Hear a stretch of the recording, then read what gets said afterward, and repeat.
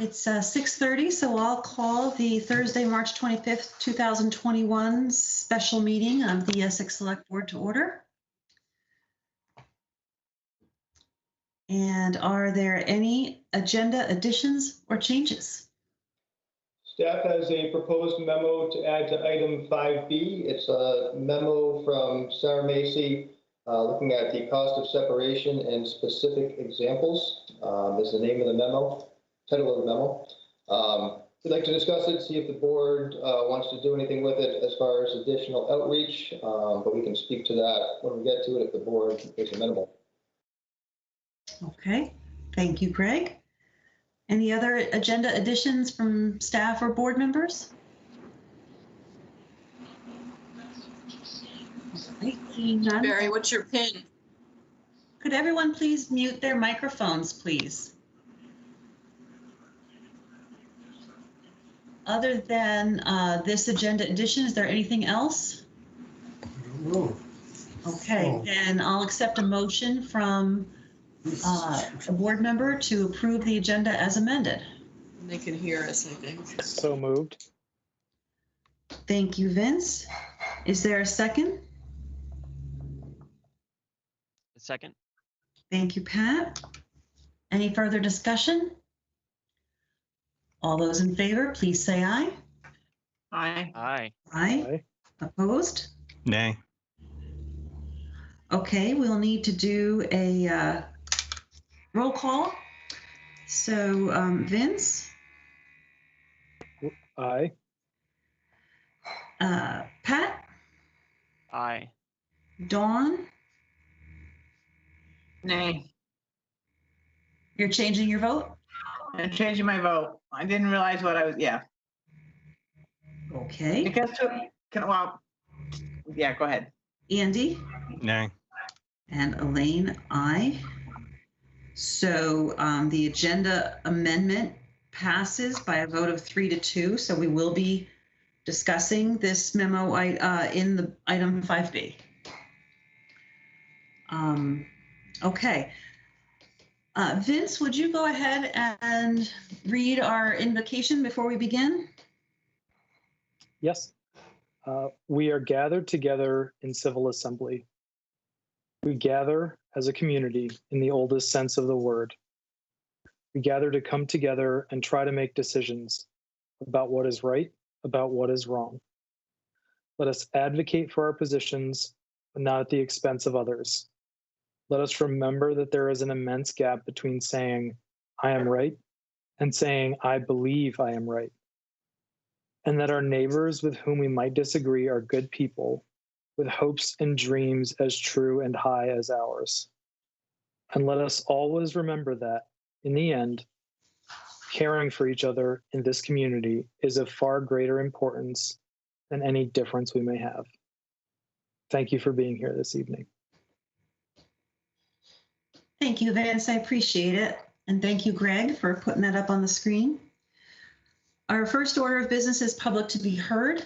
This is the part of the meeting when members of the audience can speak to the select board on items that are not on the agenda. If you would wish to speak on something that is not on the agenda, you can raise your hand using your Teams toolbar or by indicating in the chat that you wish to speak. I see one hand, Max Levy. Hello, Elaine. I just want to wish you well. I think this is your last meeting, unless there's another special one coming up. I've known you for many years and how much you care deeply about our community, how you work tirelessly towards doing what you believe is best for the community by always doing your homework and putting in. I put in a lot of hours when I was on the board, but I've seen you put in way more. So I thank you for your service, your no nonsense ethic. And I think we're fortunate to have had you as a public servant, both when you were a trustee and on the select board. So I just want to wish you well. And I know you're not going anywhere and that you're going to stay involved in the community. But I did want to wish you well and thank you for being chair of the board. I know, again, firsthand, that can be a very tough position. You have a target on your back, whether you like it or not. So thank you for all you've done for us. Thank you, Max. It's very, very kind. And I enjoyed serving with you as well. Thank you. Thank you. Are there any other audience members who wish to speak on something that is not on the agenda?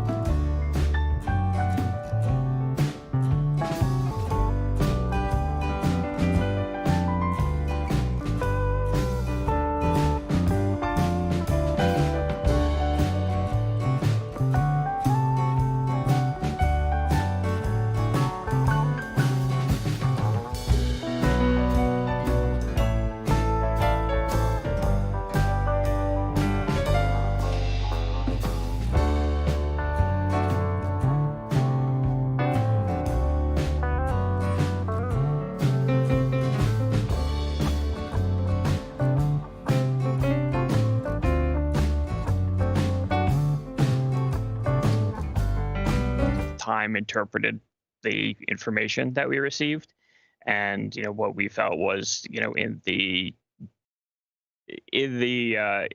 doing the most amount of good for the community itself.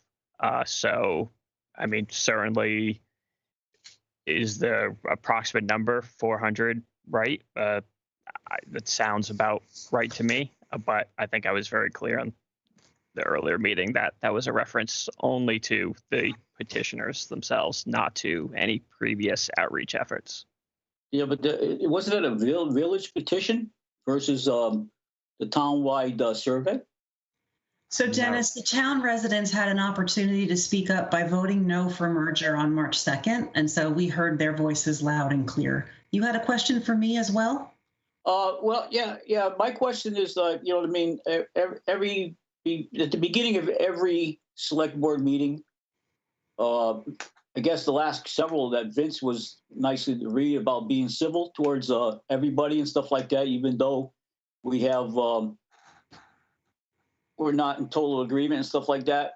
Well, I was a little appalled at the meeting, the last meeting, when I felt like one of the select board members was demeaned by the chair because he voiced his opinion when he gave his opinion to taxpayers that were asking questions about the merger and stuff like that, and the lack of information that was supplied to the taxpayers. And I believe that the select boards should set an example and not demean people and stuff like that. I give a lot of credit to Andy. He's got a big backbone.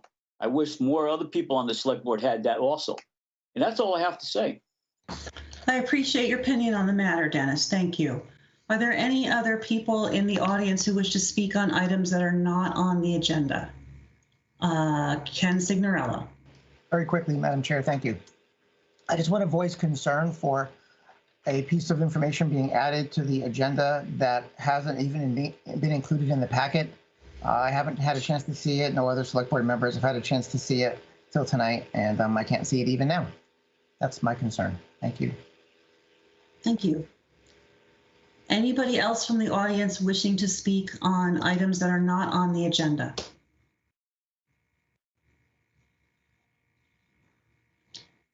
Okay, seeing none, I will bring it back to the board and we will move on to item 5A, question and answer session regarding April 13th vote for reconsideration on whether the town of Essex shall adopt the plan of merger of the town of Essex, Vermont and the village of Essex Junction, Vermont, dated January 11th, 2021, and proposed charter for merged communities.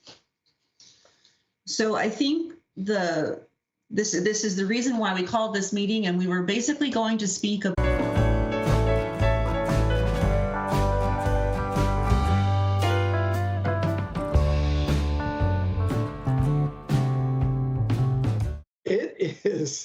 this is the second time within, Dawn, 3 weeks 4 weeks that your crew has stuffed 15,000 plus ballot envelopes, and it's an envelope within an envelope. And so, so you have a ballot that has to go into an envelope that goes into an envelope. They have to make sure that the voters that are on the rolls are active, that they're still living where they say they're living. This time they put on stickers with people's addresses because we have several people that have the same name. And if you don't, write your name legibly on it, we don't know which one you are, and if you're voting in the right place. So I really want to say thank you to the BCA members for giving of their time to do this again for what was supposed to be just mainly the village budget, the village board members up for election, and the school board election and budget. And then it became the citizen petition as well. So Dawn, I see you're on my bottom left. Andy, you were there. I know Tracy was there. Brian Sheldon was there. Betsy Dunn was there. I could go on, but I'm going to forget names and then I'm going to embarrass myself. So I want to thank you. So right now, 15,000+ ballots have gone out to the active registered voters and those who requested that to be mailed. Our voting box outside of 81 Main is out there. It is dutifully chained to the ground and on camera.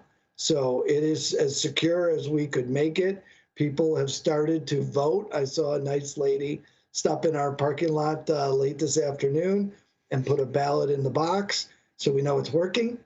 That box will be emptied several times a day while staff is in. And we made those corrections to the postcard based upon the other night's meetings. Those are at the printer. And Greg, I don't know if you know, do we have a mail out date? I do not know. I'm trying to remember. Susan has told me, Don, maybe you know, but the date does not come to mind for me. Sorry. Okay, sorry to put you on the spot. It should be any day now. Oh, and for the people at home and watching this, this is the weird part of mailing. Just because you live in Essex and we have 2 post offices, please don't assume that it goes to our local post office. In fact, I believe it goes to a different, because it's a mail-in ballot, it goes to a different post office to be sorted. So if you think, well, it's 2 days and I'll send it in the mail, it's going somewhere else and then coming back. So if you're planning on mailing it in, please give yourself plenty of extra time. If you want to drop it off at 81 Main, there's a box out front. If it gets to be the 13th, you have to go to the polls. Thank you, Evan. You're welcome. So board members, any questions or comments about the ballot going out? Okay, so we'll open it up to the public for questions. I see Jennifer Deravin has a hand up. You're muted, Jennifer.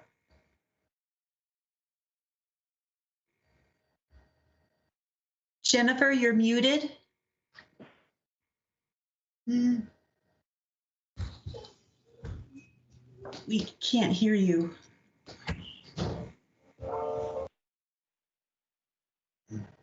I show you as muted now. Now you're unmuted, but I still can't hear you.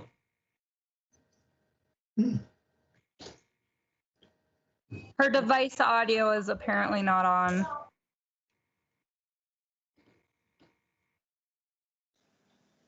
Jennifer, if you go to the top of the screen, there's 3 dots. If you click on that, there's device settings. And you may be able to adjust your microphone.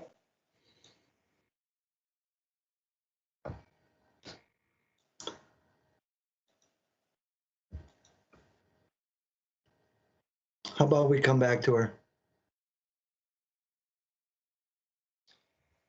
Jennifer, let us know when your mic is operational. Just speak up and let us know. Is there anyone else from the audience who has questions or comments on the ballot at this time?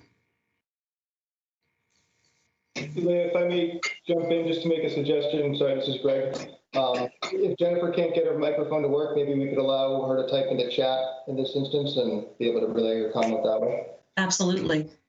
Yeah, or if she'd like to call into the phone number. And Jennifer, you can always also call in with your phone. The phone number is on the agenda. 802-377-3784.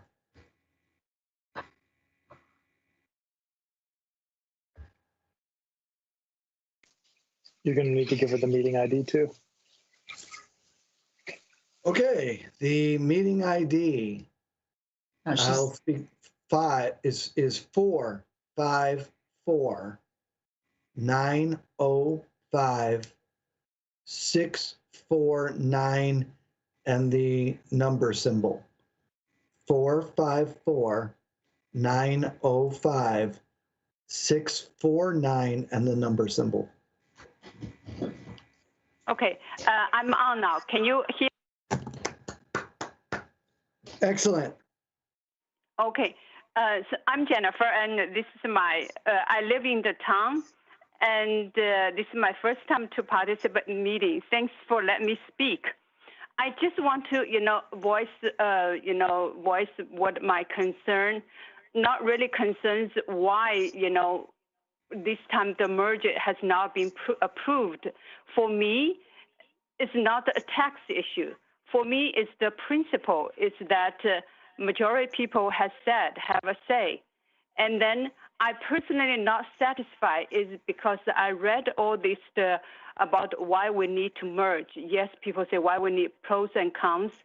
I did not see very solid data to persuade me. Most of the things just simply say, if we merge, we will have that kind of benefit. If we merge, that's just because Essex Junction people pay double service. You did not, say very clear to me. It was not very clear to me that what kind of services Essex Junction pay for us, why they did not get any benefit at all. They simply just pay the money. That's it. And the other issue is why the merger will benefit environment issues. I don't get it. So I want to see, you listed the pros and cons, and then let us to make a decision, a sensible decision. This is one thing. The other thing is I'm kind of a little bit upset about the reconsideration of merger within that short period. It's just only 1 month. And I'm just thinking it's not fair for the no people to hear again. Because when the day you decided to reconsideration, there are already, 800 plus people to sign the petition? So that means these 800 plus people has already know, that's about 20%. The votes, they have already know, while on the other side, we have 0 people know. And just only within a month, I don't know if the time is enough for let everybody know, every vote aware this information. I'm not so sure. Last time back in 2006, we reconsidered was it take 2 months, but this is only 2 months. I understand that you said put this April 13 can save this $25,000. But I'm just thinking this. I don't know if this is a good reason or good excuse to set up that short time. A fair election. I think we all know a fair election is important, and then that democracy they depend on the fair election. I just think the integrity of the election is priceless. We should not cost this $25,000. That matters. And personally, I have not received a ballot. this one. I just want to ask whoever set up the ballot where the merge will be showed up in that ballot. Is it back of the page or is it front of the page? Can someone know the ballot tell me? Yeah. Okay. So thank you very much, Jennifer, for your comments. And so the town ballot that you'll be receiving, this is is it on the back of the school district ballot, Evan? So one side is the school district voting and the other side is the ballot question about merger. So it's two sides. Okay. And we So follow I think go ahead. I think in that case, I think are we repeating the same mistake by the back in 2006? That's just the revoting because the merge vote but not in a visible place. That's people make it a concern and then decide to revote back in 2006 and 2007. So we are personally, I'm just thinking, are these all playing the politics, or these things already? Whoever is it based on the people's choice, or is based on few people's decision? And it's just, and back in the Monday meeting, I have not attended, but I look into the agenda. There are already a presumable, like a merge selecting board member. You already have presumed without the voting, presumed its merger will be decided. So that's, to me, is a kind of slap on my face. I have not voted. You already presumed, it will be merged. Could I get some clarification on that, Jennifer? Because I don't recall anything at that meeting that had anything at all presumptuous that merger was passing.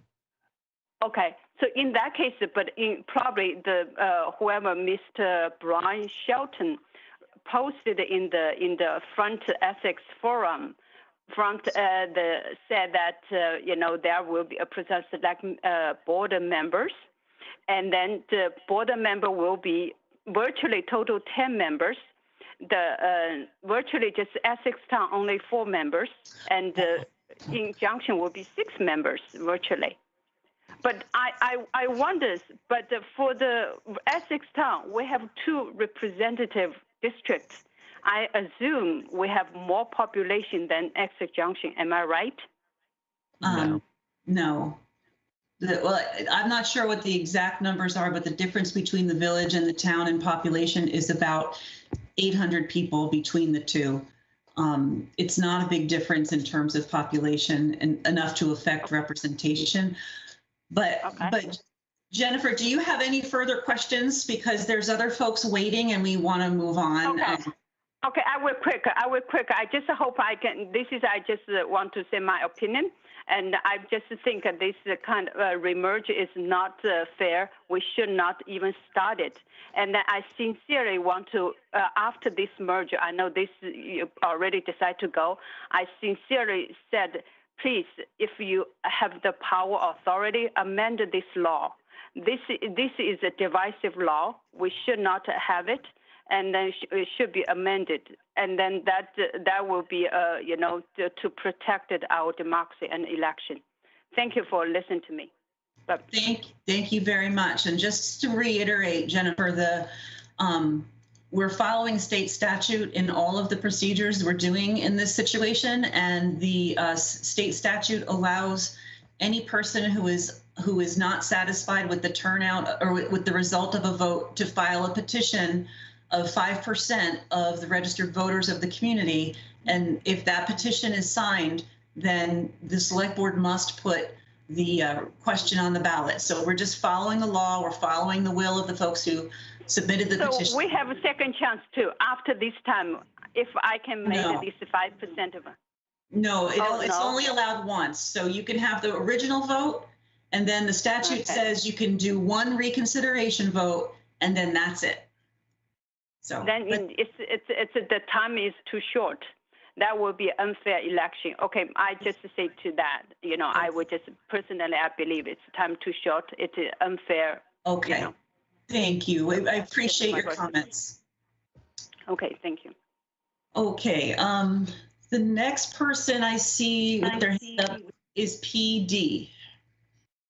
Yes, it's Patty Davis. And I only really, when I worked in ophthalmology, when Dr. Chase did all these cataract surgeries on many, many people, he basically made his own rules. And it took a lot of digging and a lot of lawyer type stuff, and some of us to even testify to prove that these people did not have cataracts.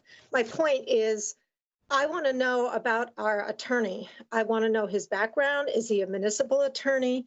And I would like to see the statute that allows the short 1 month period that the last speaker just spoke about it being too short. I would like to see that on the screen in writing, that particular statute, because again, my background is medicine, but we had to base, when people want to do their own thing, saying that that's the law, sometimes you have to question the law. So I'm questioning the law here. And I actually know the Secretary of State personally, but it's been a while. But and I just wonder, with state statute, I would like to see Jim Condos and the attorney that you hired for the entire town see that he's actually representing the town outside the village by providing that statute, that timing is not too short. That's what I want. I understand the whole 5% thing. I get it, because I went through it with the whole shooting ordinance thing. And, that's not what I'm talking about. I'm talking about state statute, fair election. Are you being fair to 11,600 people of the town outside the village, where we have 800 more people than the junction? I looked it up. Thank you. So sure, Patty, I don't think I have the ability. Oh, there's my share my screen. I'm going to share my screen super quick, and I'm going to show you state statutes online. Title 17, Chapter 55, Subchapter 2, Section 2661 is reconsideration or rescission of vote.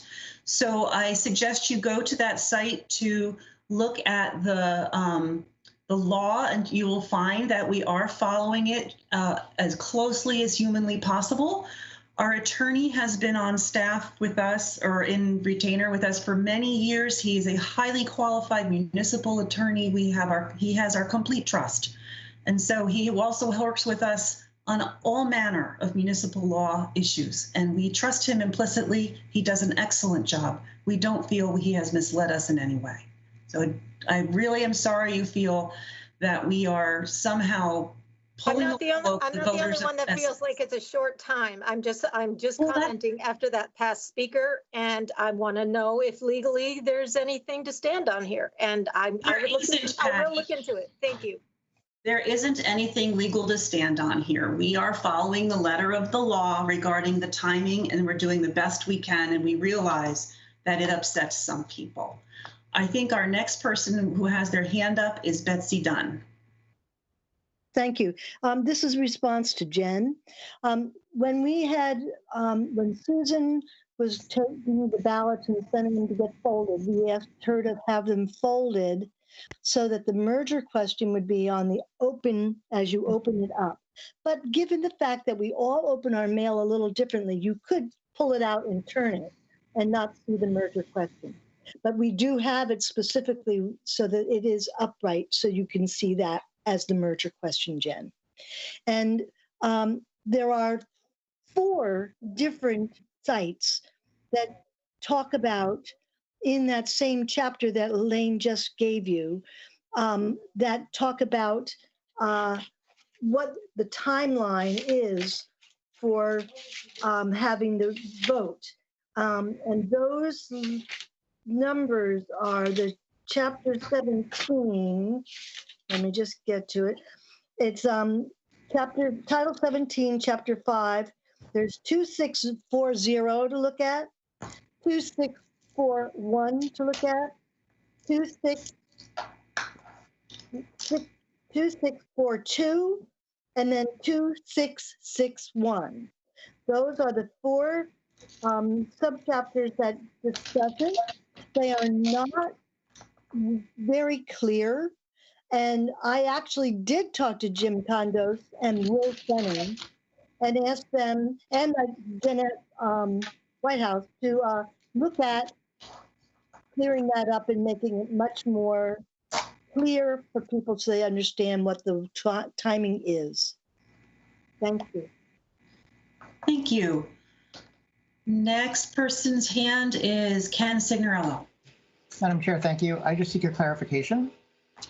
Dennis asked about the wording on the postcard and me asking that it be corrected from registered voters to active voters. And I heard Greg say that the cards had been sent to the printer, but I don't think I heard him say that the correction had been made.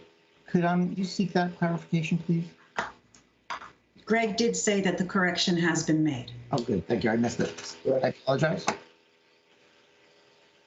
And that's it for me. Thank you. Thank you. Next hand I see is for Erin Dickinson. Hi, thank you. I have a quick question, and this is probably an obvious one, but just looking for clarification of the difference between an active voter and a registered voter. Evan, Greg, or Dawn? I'll give that Dawn could probably help me with this, but I'll give this a try. You can be registered, and people have been registered for years, but not vote. And the vote is what makes you an active voter, not just your name on the registry. Don, you're nodding. I'm hoping I got that correct. So a lot of times, and one of the things that the clerk does is she will go through the rolls, and sometimes they send out things that say, Mr. John Doe at 123 ABC Street, are you still there? Or have you, and then if they don't get any response, they just assume they're either not there anymore or they're not active. But the way to also you don't necessarily have to vote in the last election. You can contact the clerk's office and get back on the active roll by just telling them you want to be on the active roll. Thank you for that clarification. I do have a follow-up. question. Thank you. My follow-up is, so if somebody didn't vote in the last election, would they not be considered an active voter? Is it by the most recent election, or is it kind of a, history that's over a period of time? It's 2 national election cycles. So hopefully that helps you, Erin. 2 national elections. Yes, that provided a lot of clarification. Thank you. If somebody is inactive, Dawn, and can they still call and ask for a ballot? They can. They'll be reactivated and the ballot will be mailed to them. Okay. They can also come the day of voting and get a ballot that day as well. Thanks. Yes, thank you. Okay. Any other questions or comments on the ballot going in the mail? I have a new hand. Oh, okay. I didn't see that, Erin. I'm sorry. Go ahead. No problem. So another question I have is, for anybody that maybe isn't an active voter, what are the places that are advertising that this vote is happening? I do share Jennifer's concern about the timing of the vote, of it being so quick after. So I'm just wondering what the outreach is for people who aren't active voters, how they might learn that this is happening. Evan or Greg? Well, first, the timing is the state statute, no less than 30 days and no more than 60 days. So there really is that window. One of the reasons why we had the discussion to mail out a postcard was to let people know this vote is in fact occurring. And then one of the discussions tonight is what other public outreach does the select board want to do? I believe it's on or will be on the websites of the village and the town. We're trying to do these types of meetings. The Essex Westford School District has their meeting and budget, and the village has its informational meeting as well. I believe that's, God, I should know that, April 2nd. And so we're looking to put the word out, and I know it's been on Front Porch Forum almost every day with some type of comment from some residents. And so we'll also take other suggestions.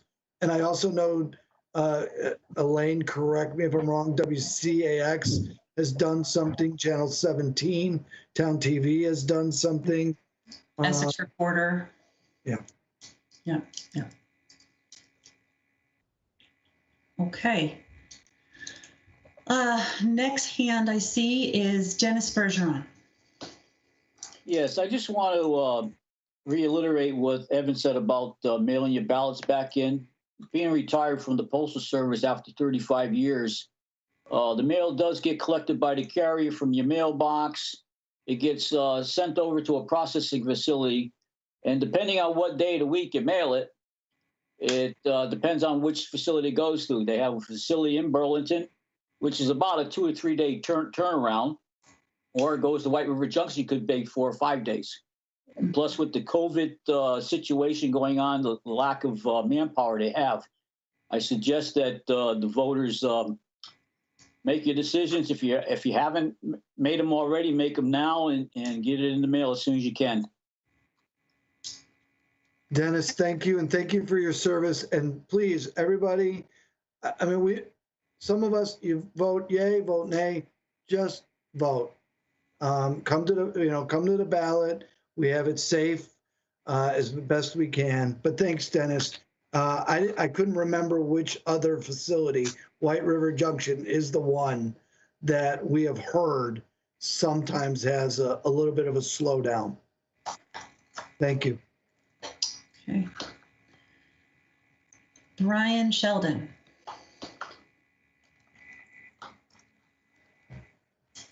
Can you hear me, Madam Chair? Yep. Just a quick question. I understand some of the community's concern about the quickness of the turnaround of this election, and I'm trying. Well, this is a day on which the parts of Essex are having elections anyway. And I sort of, what is the sort of general outreach that Essex normally does to let people know that there's an election? Should we be doing more or less for this one? Thank you. Well, I think what Evan just described, the outreach that he just described, is pretty much what we do for everything. Every election, with the exception of the coverage by local news. We always do the town meeting television forum type things, but network news, if they decide to cover it, they decide to cover it. Would you agree, Evan, that we're not deviating other than the postcard, which is an extra step? The only other thing is we normally put out banners and signs telling people there's a vote coming. And we need to look at we're a little, we haven't decided yet about the banners because people have made comment that, and so, but we'll see. But in general, we've had other banners out telling people when the day of vote is. That's about the only other thing we've done. So if I may follow up. Brian, excuse me for just a second. I think Dawn has something to add to that. And that this is normally a school vote only, they send home a school newsletter with the information so that every school child's parent also knows there's a vote. Okay. Does that help, Brian? It does help. I think my question, I guess, is it fair to say that the town is doing more outreach, including press and this postcard, than one normally does for an April town election? I guess yes. Thank you. Yeah. Okay, I see, Erin, you have your hand up again, or is that left over? I do have it up again. And sorry, this is another really easy question, but just trying to get a little bit more understanding. So I know that the ballots are being sent to active voters. Are the postcards being sent to all residents, or are the postcards only being sent to active voters as well? I believe they're going to active voters. Is that correct, Devin? I'm gonna double check with that. I think so, because that's the list. We're mailing to all residences in Essex. It's similar to the annual report. We use the same mailing strategy as the annual report. So then, oh, go ahead. Go ahead. sorry. So then it would be safe to assume that if there were any active voters that maybe would be interested in being reactivated, that they would see it via that postcard? Right. Okay, great. Thank you. All set, Erin? I am. Sorry. Okay. Okay. Patty. Yeah, I was going to ask the same question Erin did. So thank you, Erin. Because the only reason I'm speaking up is because there's a lot of older people in the town that I've even spoken to that said, "What? We're voting again?" And they don't play on the computer. They don't do Facebook. They don't have anything. They miss the actual paper Essex Reporter, and they have no clue. But my question is, I already received my ballot, but I never received a postcard. And it's my neighborhood here on Hillside. All around us is a lot of older people, and they're retired and they're clueless. So I don't know, other than verbally seeing them on the street when I'm walking the corgis, we got to do a better job to reach it out to this 35% of our population, which is over 65 over here in the town. I'm worried that they're not going to have a clue. So Brian, Sheldon, and Aaron made some good points, but I feel like we need to do something. Is there any ideas you can give me that maybe I can help to get it out to these voters in off of Sand Hill that are elderly that don't have a clue? And we haven't received a postcard, so in case they mail it back, when are we all going to receive a postcard? We have not. Thank you. Elaine, you're muted. But Patty, you've mentioned a few times before that the postcards have not yet gone out yet. They are going out later this week. Okay, so everybody in the town will get one. So that's good. They'll have something, because I don't think they know. All right, thank you. Okay. Okay, Ken. Thank you. Back in 2007, I wasn't a conscious voter at the time, barely a conscious citizen, I'm afraid, embarrassed to say. Can somebody remember back what kind of effort was spent on that reconsideration vote as it compares to this one? I wasn't really conscious then, so I really have no way to compare. Is it similar, or are we doing more now, or did we do more then? Anybody remember? Thank you. I don't think there was anyone here today who was on that board at the time. Dawn, you've been on the BCA for many years. Perhaps you might remember. I don't believe postcards are ever mailed like we're mailing this time. I do know the information was in the Essex Reporter, and there were banners up, but I don't believe their postcards have ever been mailed until these last couple of elections. So I would say we're doing more. Thank you, Dawn. Thanks, Dawn. Betsy Dunn. But as the point was made, the reporter was a paper that came to everybody's house. Yep. And everybody saw it. And I'm not sure how to take what Brian was saying, because it sounded like he was saying we're doing plenty. And I'm not always sure that we're doing plenty. It's how you go about it and how it's put out there. And I just think this is a really important vote. And as I said at every meeting in the past week or two that we've had, that having the information about separation is really important. And you did not warn that for this meeting. No one knew that came from Sarah, which is wonderful to have. was going to be talked about or discussed, and people are not aware of it. And that's something that so many people, as you watch the different postings on Facebook or on Front Porch Forum, they are wondering, what is the deal? And I asked you specifically about that, and that they would need to have that information. And it should have been on the agenda for tonight's meeting. And I'm very disappointed that it wasn't. Thank you. Thank you. Just so you know, it will be discussed this meeting, and it won't be the only opportunity to do so. And this is the very first time the board is seeing it, so I don't even know how much discussion there's going to be, just so you know. But it's not going to be the only time that this information is shared with the community. Is there anybody who wishes to speak who has not yet spoken? We've had quite a few repeats. Robin Moore. Thank you. I was hoping someone could refresh my memory as to when the school budget votes moved to early April.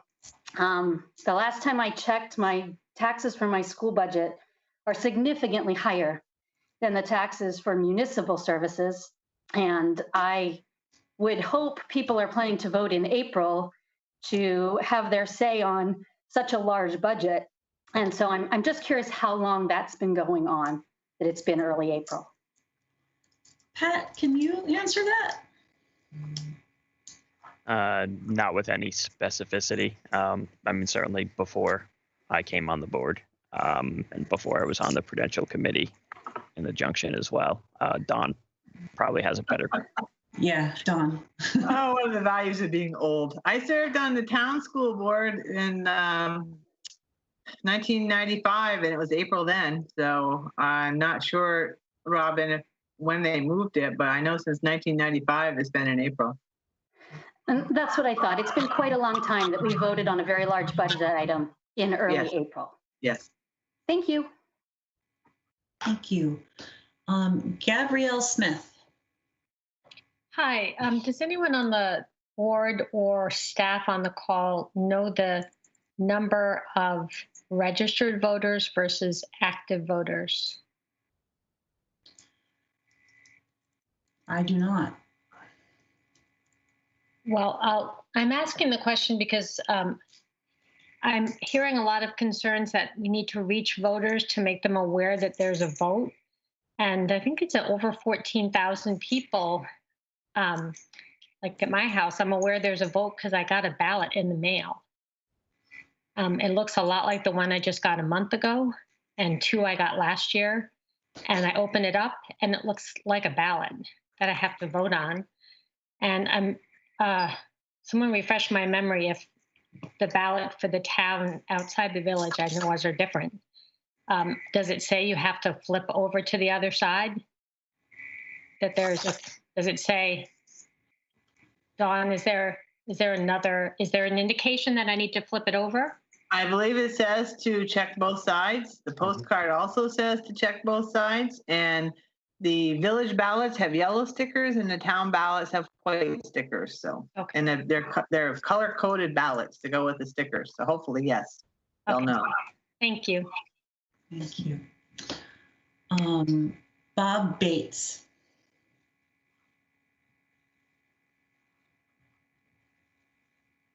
Bob, are you there? Can you hear me now? Sure can. Okay, thank you. Thank you. Just to clarify, or perhaps give some clarity as to the date of the school vote. I believe the rationale for changing it way back when had to do with the fact that often teacher salary negotiations were not completed in February in time, or actually I guess it's January, in time to warn the budget for the March town meeting. So by moving it to April, it gave that process another 6 weeks or so to complete itself, and still ample time to warn for the meeting based on the proposed budget. I think that was the original rationale, if I remember correctly. Okay, thanks, Bob. Yep. All right, are there any other residents in the audience who wish to speak who have not yet spoken? Irene. Thank you. I'm looking at a checklist on my computer from the end of January, so it's not exactly current. But out of the a little over 16,000 voters, 812 of them were challenged. The rest were active, in case that's helpful for anyone who's looking for a ratio. Thanks. Okay. Thank you. Betty Poulin.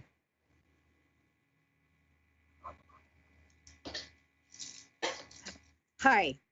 This is also my first time participating in one of these recent meetings. First, I wanted to answer a question somebody asked about what the town outside the village ballot looks like and how it reads.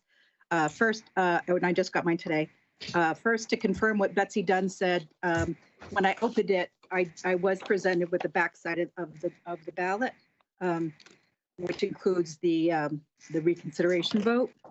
A recent question was whether the ballot asks you to vote both sides. It does say that, but it says it on the back of the ballot, which is where the only item on the back of the ballot is the special town meeting, or the special vote. So I just thought I'd clarify that, provide the answer to the question that was asked. My question or comment has to do with voters understanding what is being presented for merger votes for the two parts of the community. If someone is just looking like at the ballot that I'm looking at, I just see the same question about merger that I voted on in March.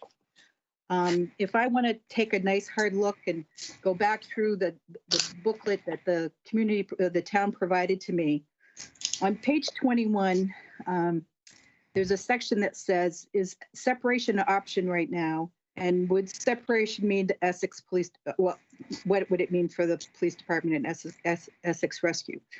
I want to read just the next two sentences. It says the select board and trustees agree that merger is the best option. Therefore, neither is pursuing separation. Separation does not provide as many benefits to the community as merger. So if I'm a voter in, what do we call it? District 8-1, is that what it is?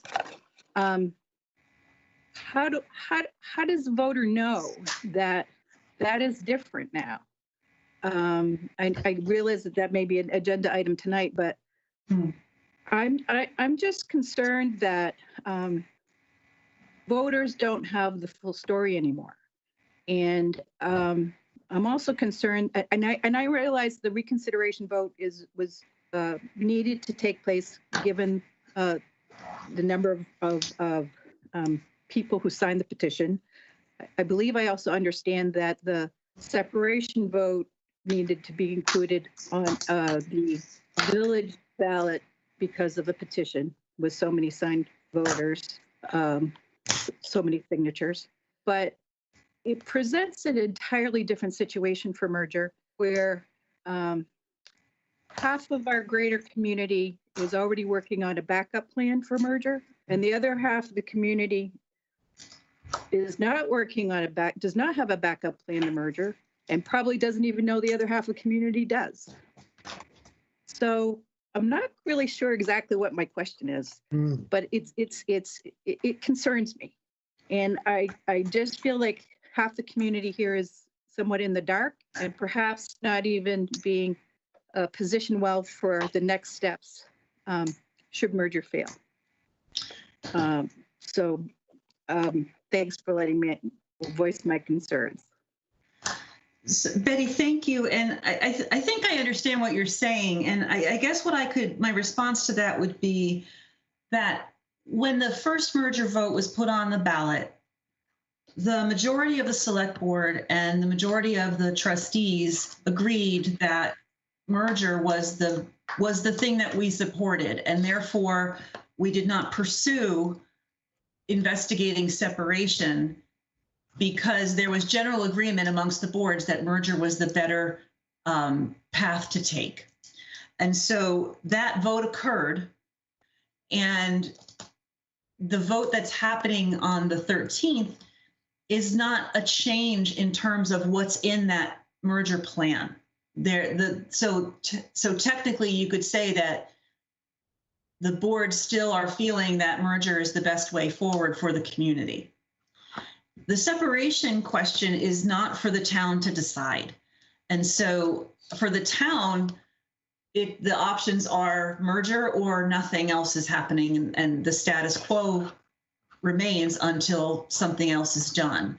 But the village residents have made an advisory vote. It's an advisory vote. It is not an official requirement, but they are thinking about Plan B because that's what they feel they need to do. So the ground has changed a little bit, you're right, but it's not something that the select board can, has any input in at this time. So I understand where you're coming from, and it's confusing. But that is where we are at this moment because a reconsideration vote has been requested. Oh, go ahead, Betty. As you said, I mean, the vote, as I understand it, is an advisory vote in the village. It was, they needed to put it on the ballot because they had enough signatures on the petition. Mm-hmm. But the trustees are taking it seriously. They're already moving forward with take some steps on that. If I understand it, while they won't actually, they're defining what the committee will look like, who'll be on that committee, what the parameters of that committee are. And I think I heard Andrew Brown at both the trustee meeting and the joint meeting earlier this week say that he personally feels that that mandate's not the word he used, I don't think, but that he feels the voters have spoken and that that's the direction they should take. So I realize my question here may be more than what's just on the ballot, but I feel that there's half of the community is working on their Plan B, and the other half of the community does not working on their Plan B. I feel we should, but I also feel that this half of the community that outside the junction should know what the other half is doing in this election. So anyway, thank you for your answers and for letting me raise my concerns again. Thanks. No, you're absolutely welcome. And I guess the outcome of the April 13th vote will be when the select board thinks about Plan B, whether there needs to be one or not. So are there any other folks in the audience who have not yet spoken?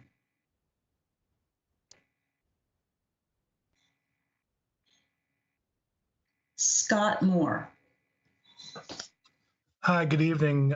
I just wanted to say, as a volunteer that helped out on Monday and Tuesday to fold and put ballots into thousands and thousands of envelopes, there is no page numbering on the ballots, town or village ballots.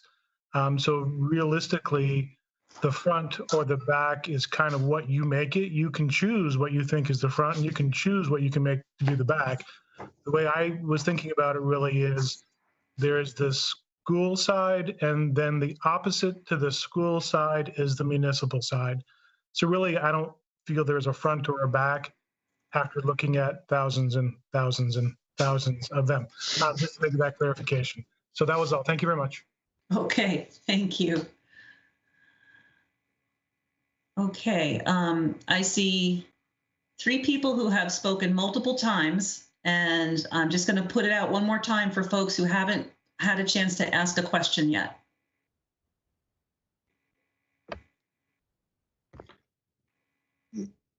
Madam Chair, this is Evan. If Yes. I can, first I want to thank Betty. If this was her first time that she did it, thank you very much. It does take a bit, courage and whatever to do this. We appreciate it. So thank you for coming tonight virtually and speaking up and being heard. So thank you for that. I was in attendance at the village board meeting, and I just want to maybe talk a little bit about what Andrew said. What Village President Andrew Brown said. He said, if the citizens of the village vote in the advisory, he and others should take it very seriously that that is the will of the people. He has spoken to me other times, many other times, still believes merger is the right way to go. You just have to, as an elected member, you have to take elections very seriously and what those vote totals tell you. So I was there that Monday, so I'm paraphrasing him, but I just wanted people to understand that from his perspective, because I don't believe he's in the audience tonight. Thanks, Evan. So let's go with Patty, Dennis, and Betsy, and then we will move on to the next agenda item. I just have something real quick. I just wanted to clarify about the Essex Reporter that a lot of the older residents, at least in 8-1, they miss the paper copy of the Essex Reporter. They don't go on the Essex Reporter on their tablets or computers. They miss going to the mailbox and getting that Essex Reporter and having everything explained to them during the whole process before the vote comes up. So do you guys know if the Essex Reporter is going to be back in circulation again? Does anyone know? We understand that it's no longer going to be printed. Oh, that's terrible. Oh, Yep. Well, anyway, I just wanted to clarify that. And then the other quick thing I wanted to mention was I'm curious because, I hate to look at things from a legal standpoint, but I'm interested in law, I guess. When you say advisory, when I know it has nothing to do with us in the town, it's up to the village. If the village says, okay, that in that advisory sentence, I read somewhere it said that if the vote is no again, it says something about, well, we'll share a police department. I mean, that's only the village saying an advisor. They would like to advise, we'll share the police department. I guess my question is, when I don't know about separation, I'm asking, when you separate, that means total cut the cord, separate, and then you have a discussion about whether you share police or you share fire, or this, that, and the other thing. I don't think you can just put on the ballot, or can you just put on the ballot, we're gonna talk about as an advisory thing, separation, possibly sharing the police department. I mean, you can't, that's nothing we voted on. The town outside the village had no say in that. What does that mean? I guess I want that clarified on the ballot. Patty, not speaking for the citizens who created the petition, but I think what it means is what they're saying is they would like the trustees to pursue a separation that does not include any other intermunicipal agreements other than the possibility of sharing police services. That's my understanding of it. And we really, it's up to them. So it's okay, I understand. I didn't know what advisory meant. I didn't know if that was a legal term that. Well, it is. An advisory this is the community telling you what we would like you to do, which is different from a regular vote, which is binding, and that the results require you to do it. Okay, thank you. Yep. Dennis, then Betsy. Yes. Has the postcard been printed yet? Greg, can you answer that, please? Dennis, I don't believe it's been printed yet. We authorized it to go to the printer, and I'd have to check with the administrative assistant who's doing that to see exactly where it stands in that process. But it's been approved by the select board and by management. After that was made. Can we add a line on that that postcard, especially for the people that don't have computers and stuff like that? If you're a registered voter and you want to vote, to contact the town clerk for a ballot, especially if they're not active, if they're not an active voter, but they are a registered voter.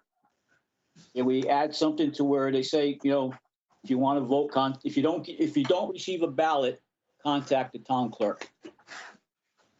I will defer to the select board if they want me to try to make that change. I'd have to check with Linda to see if there's still time. Here's the approved postcard with the edit that was made the other night, being mailed to all active voters.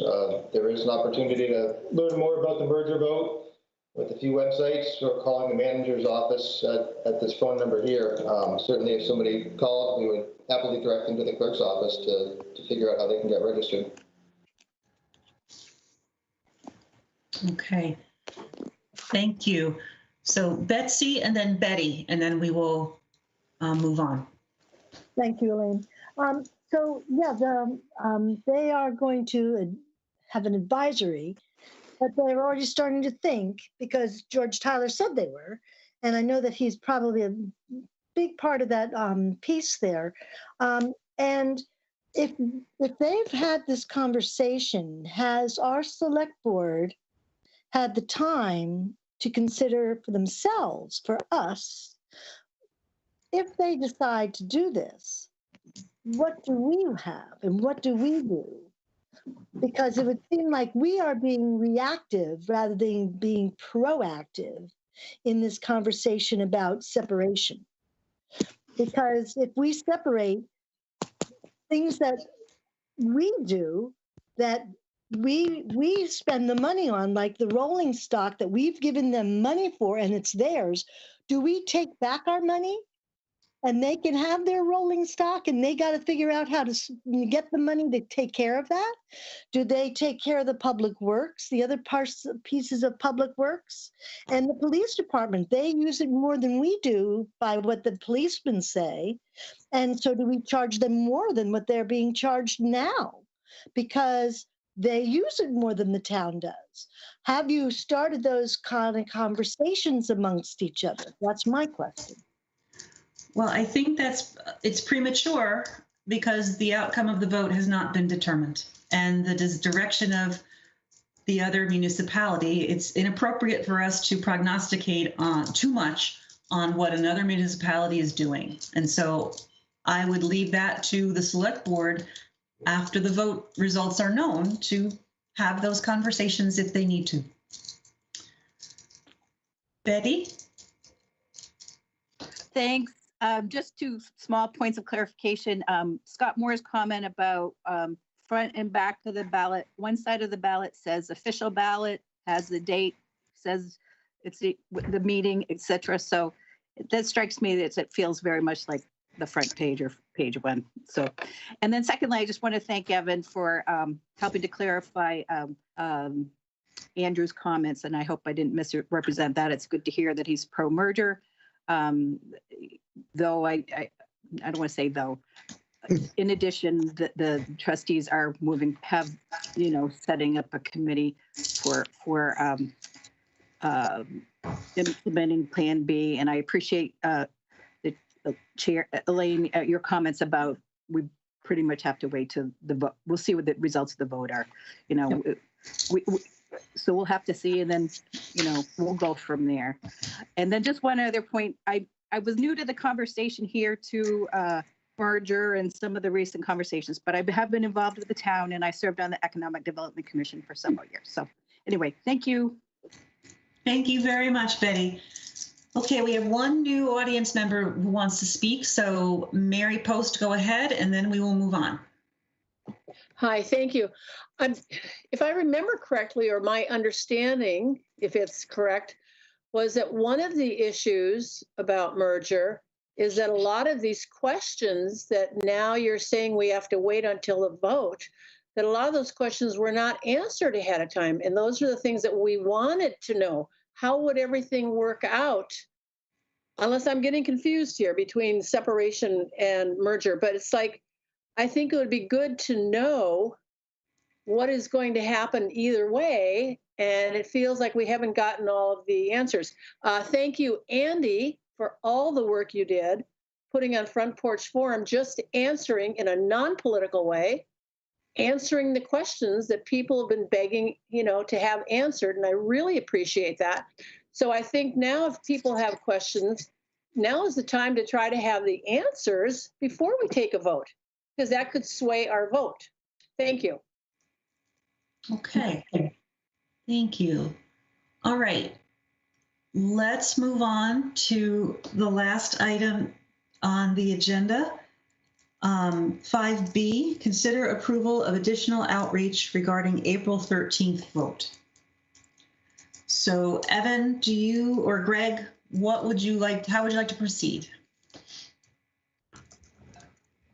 Well, so as you can hear by the people on the meeting, I want to take it maybe a step back. It's a citizen petition. The select board is following the state law. They had enough valid signatures. It has to go out to ballot no less than 30 days, no more than 60 days. The select board had a meeting to discuss what were those options. You had a election coming up on April 13th.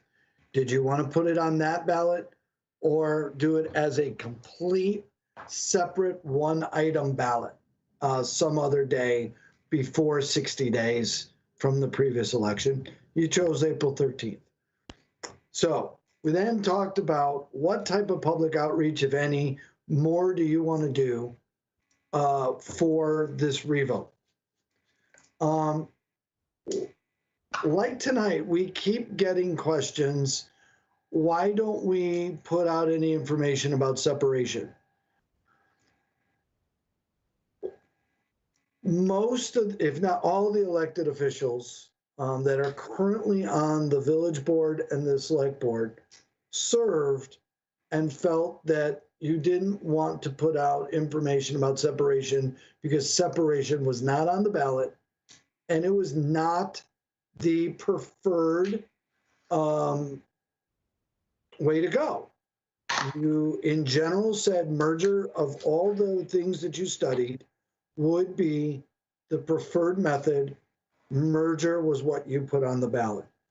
But yet, people keep asking and asking, and what about this and what about that? And can you keep the police? What about the clerk? What about public works? Who bought what? So one of the things I would tell you is it's not that simple. It's just not. Over the last several years, the village and the town have been sharing personnel, services, buildings, equipment. And so it is not an easy task to go through all the budget items because you have to make assumptions. And that's where things get very dicey. Assumptions. The town grand list is bigger than the village grand list. The populations are about the same, but the town is a little bit larger. The town is 31 square, actually 36 square miles, of which the village is about 5 square miles. So there's lots of ways you can look at separation and look at what could happen. But I also want to go back to the village board did not ask for this, and neither did the select board. That vote occurred 2 weeks ago. I don't know.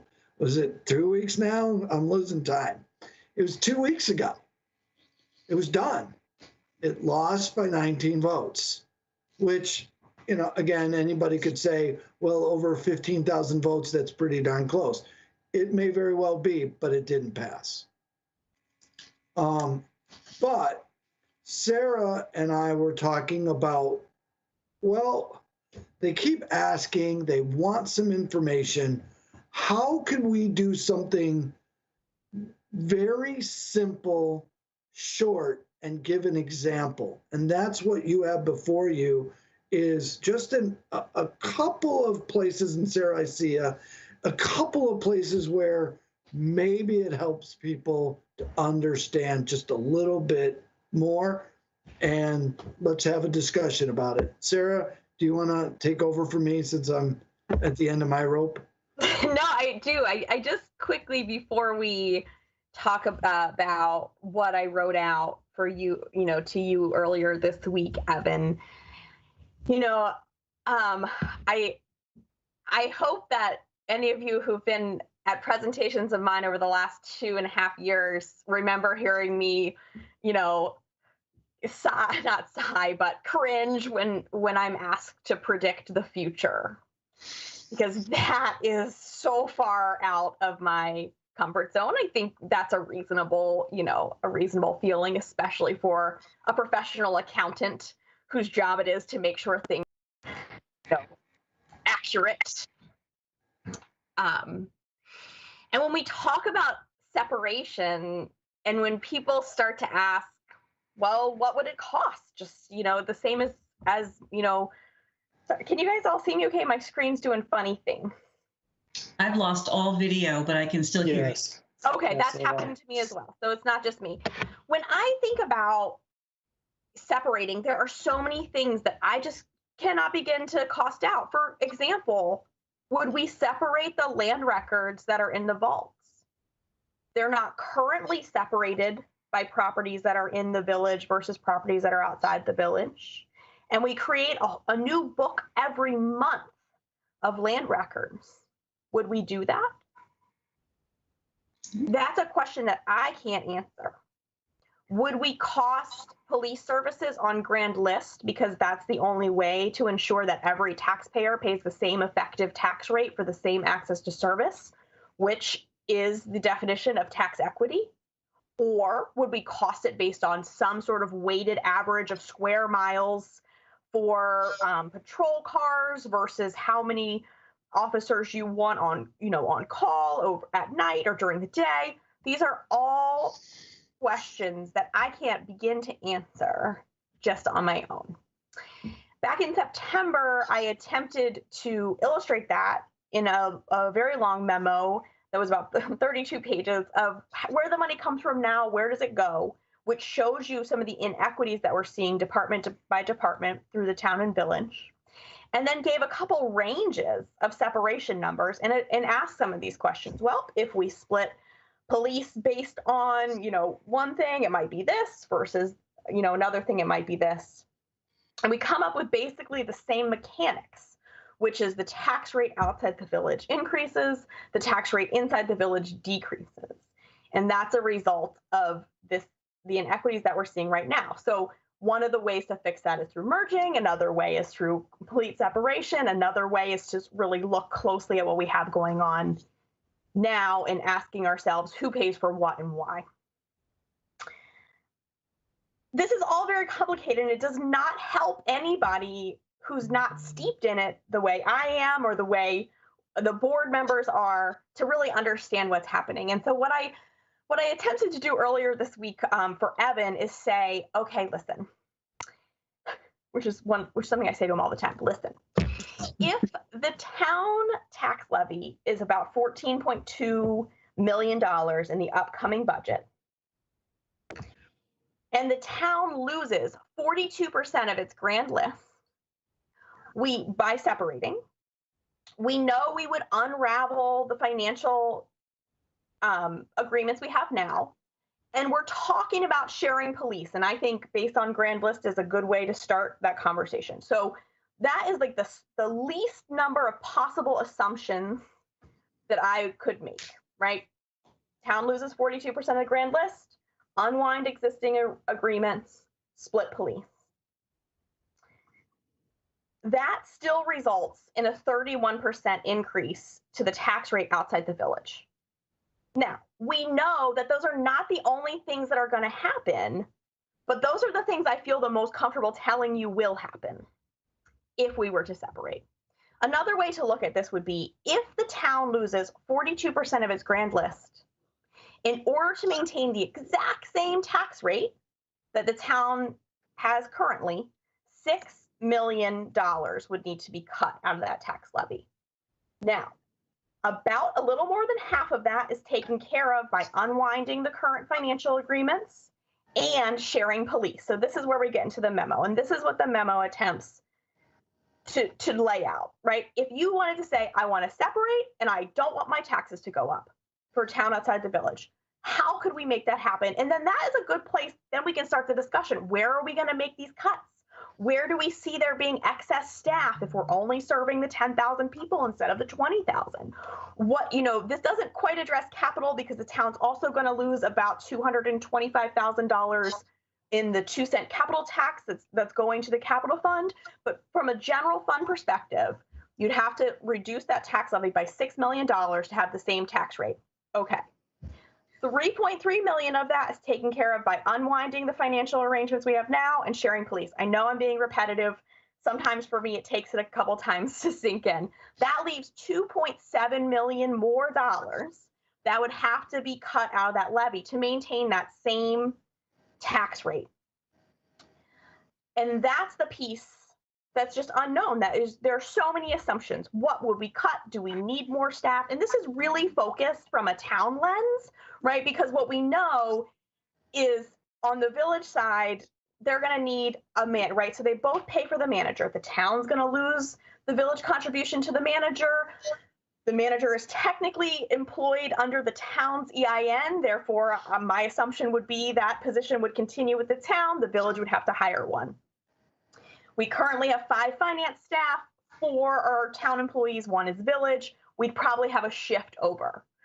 But the village also currently contributes to the HR director and the finance director, and the village employs the support staff for the management team. So some of that actually nets out. And these are really the intricacies that we can't get to if we're just trying to boil it down to one number or one soundbite. These are the kind of things that would take half-day workshop for us all to get in a room and look at some different costing examples. So what I want to share with the boards, which I shared with Evan earlier this week, is this.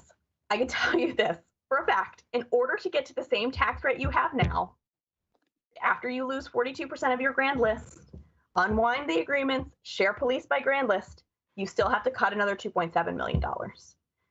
That is completely stripped of any assumptions that I might make. That's the number you're looking to work with. And so that's what I've put together in the memo to Evan with the numbers so that my math can be followed by my other math enthusiasts in the audience. And then we also put together just a couple concrete examples of like what fire, then there's a few other examples, fire, capital, and bonding and debt. So what would that look like in different scenarios to give folks, I don't know, like an understanding on a smaller scale of what these things could look like in the future. Again, I understand that this memo, I was here for the vote to allow it onto tonight's discussion 3-2. I understand that this is late in the game, but these are the questions that we are getting, a lot of as staff. And it's now, so I'm going to hand it back to Evan, but I'd like the board to have an opportunity to chat about it and see what y'all want to do. Okay, go ahead. Just to wrap up and put a bow kind of on what Sarah was saying, this discussion is about whether or not to do additional outreach regarding the upcoming vote. And Sarah put these numbers together. We wanted to bring it to the boards and give you an opportunity. Like Sarah said, we keep getting questions. You've heard them tonight. What does separation mean? What does it look like? We wanted the board to have a chance to review Sarah's memo, to review these numbers, to ask questions of her, and then figure out if you want to do anything with it, in addition to anything else that you might do with outreach. So it was, we originally put this item on the agenda sort of as a blanket catch-all in case you wanted to do more after tonight's meeting. And then once Sarah was able to put these numbers together, we really felt that the board should take a look at them and review them, ask questions, and decide if they're worth sharing beyond this meeting. And I'm just going to add, thank you to staff for all their hard work. As I started, there are so many variables. There are so many unknowns that one could go through. I don't think, and look, I'm new to the state. I'll give you that, 3 years. I think in about 60 years, I could be considered partially Vermonter? No. 70? Okay. Nope. No. You have to trace your lineage back. Yeah, exactly. Okay, all right. So I'll just never be considered a Vermonter. The intricacies of trying to get down to a number is really just, it cannot be done because the boards have not met together and said, hey, what do you think this would look like? Sarah mentioned the clerk's office, the police department, finance, the manager's office. It all adds up to different little pieces of money and decisions. But it also boils down to how the boards work or don't work together after these votes. Do you guys and women continue to work as colleagues and in a dialogue, or is it going to be hurt feelings and other things, and you're going to go back to your corners, whatever the corner of the town is in the village, and you're just going to go back, and it's just going to be like, we don't want anything to do with each other? We can't say that. We hope it will not be that way. If we felt you were better together today, why would we not feel that tomorrow? We just can't give you those numbers. We can give you a round. We can give you something to think about. But there, and then the last piece is, we're a Dillon's rule state, and that's just a dumb, respectfully dumb comment from the state. We have no authority except for what the state gives us. Even though you pass merger or you pass separation, it's the state that tells you what you can and cannot do. And we have no idea what the state would actually do with either the merger vote or the separation vote, should it occur. But I can tell you, in talking to legal counsel and stuff, they would be very interested in what arrangements the village and the town have made together and what are those tax impacts. Because that's what they're concerned with as well in the merger. So it's just hard to tell people what's the right number because it really depends on a lot of decisions. But we wanted to show some examples that we thought were the cleanest, clearest, simplest ones we could probably do without Sarah using supercomputer time. And we'll answer any questions. And if it doesn't get posted, it doesn't get posted, but we didn't want to miss this opportunity to at least have the discussion.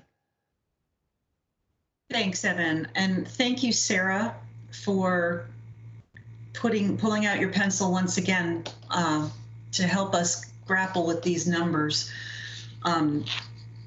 Just a couple things off the top. This is the first time we're seeing these, and so the board needs time to look at them. I also recall, I forget which meeting and which board member said it, but there was some reticence about talking about separation because that is not what the town is voting on. The town is voting on reconsidering merger. If the village is going to do an advisory vote on the potential of separation, that is their decision. And we kind of need to wait and see what happens with that before we put it on the table to invest that much more time in the conversation. So, the question initially was, what outreach materials are we going to add to the outreach we've already done? And so your question is, should we add this separation information to that? And so board members, that's the question we need to decide this evening. Do we want to do more outreach? Do we want to include separation information in that outreach? That's the question. So board members, any questions or comments?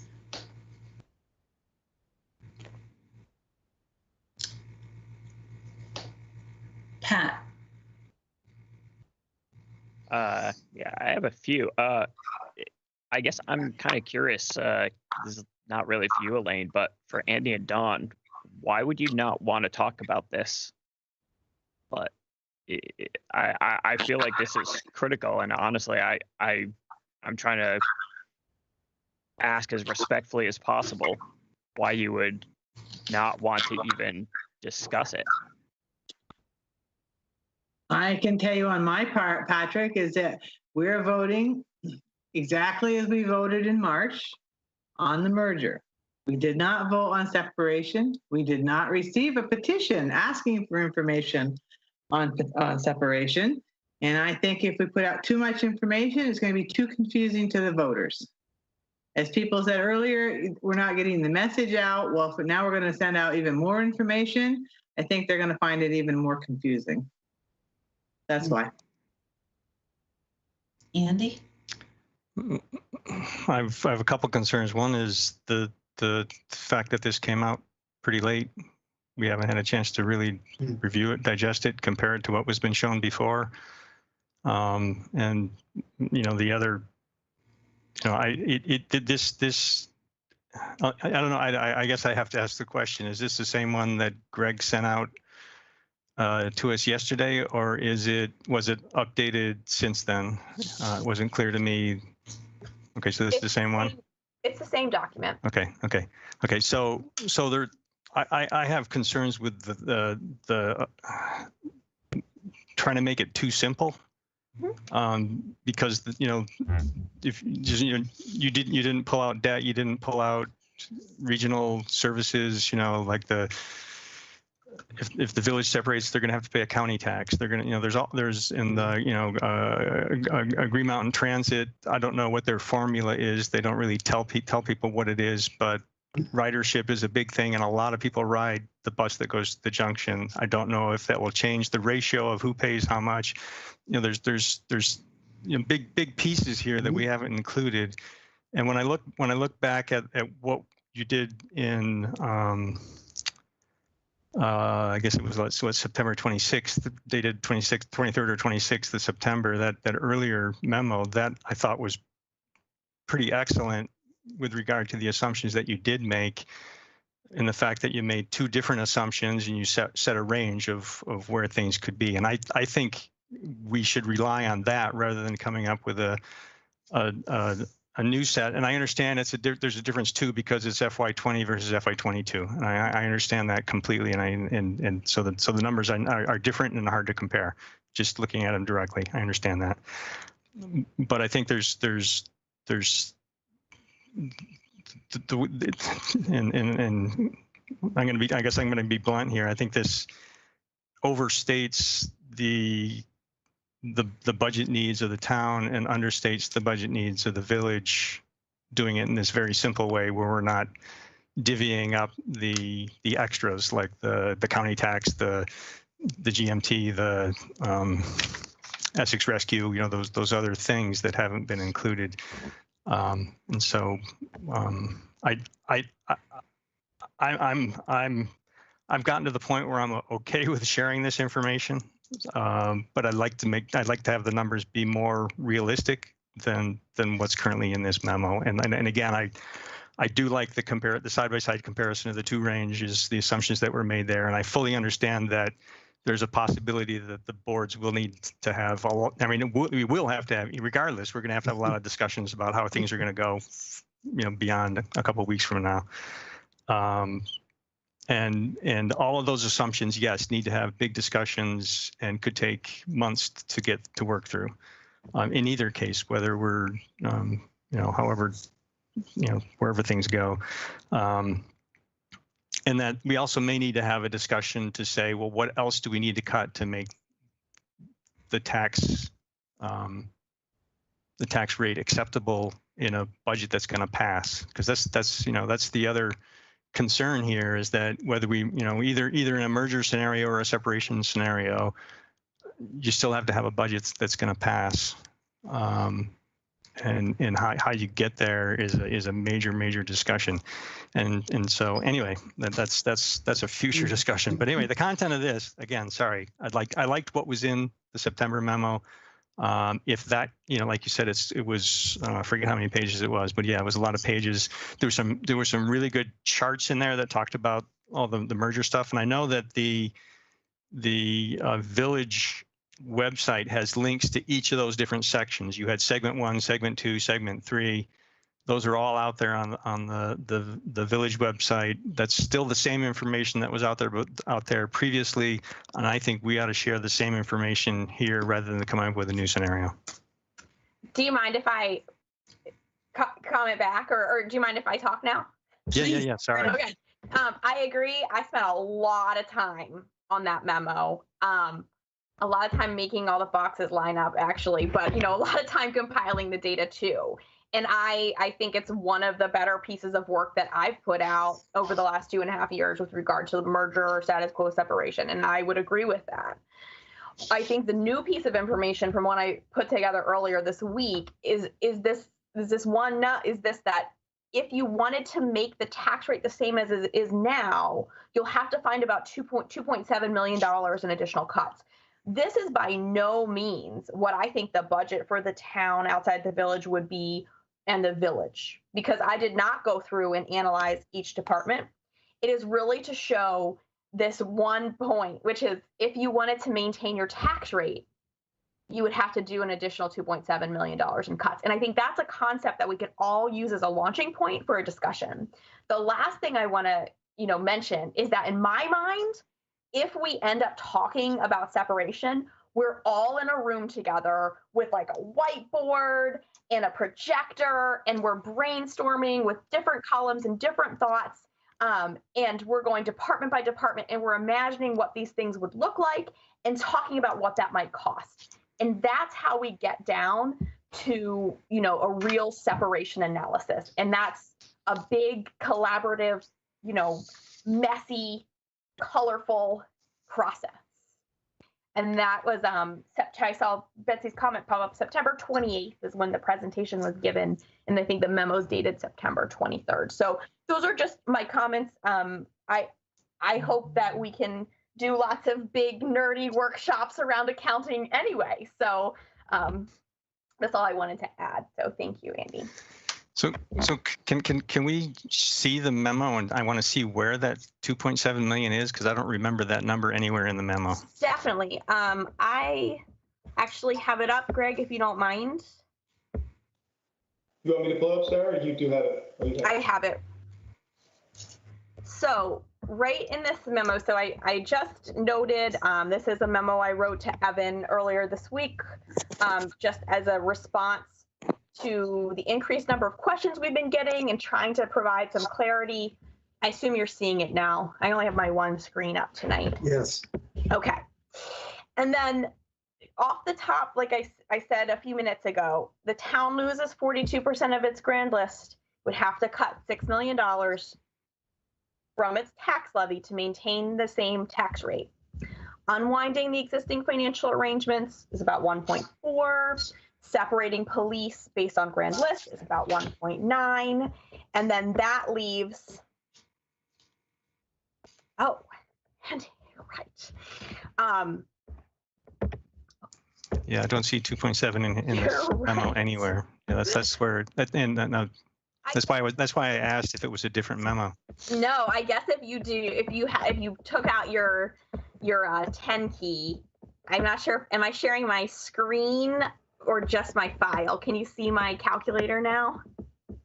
Cannot see a calculator. Okay, that's okay. I guess I've learned from sharing the wrong screen before. But if I take that 6 million figure and I subtract the 1.4 million that we would get back, or that the town, that would shift back to the village by unwinding the existing financial arrangements, and then I subtract that $1.9 million. That's the cost of sharing police based on the grand list. It's 2.69, so $2.7 million left to come down to a level tax rate. So I apologize about that. I mean, like, that was my big takeaway. And apparently I got away from myself when I was trying to put words to my numbers. Yeah. So So again, if this that, is very like it's very last minute, and I agree with that, but I do think that it's a good point, a good launch point for discussion. so I think if we have that 2.7 million number in there somewhere, and also make some comment to say that not all of everything that is currently paid out of the town budget has been pulled out of that yet, like these, the debt, the regional, regional stuff, which is 505,000 itself, so there's a number of things that I just think it could be made cleaner. Yeah, I'm fine with that. Like more like a Q&A, right? The question is, if we were to separate, how much would have to be cut to maintain the same tax rate? And then the answer is this, right? And then it doesn't go into a lot of more detail. But also, to your first point, do we need to hurry up and do this right now? Or is this maybe depending on what happens? So I don't want to talk too much. But.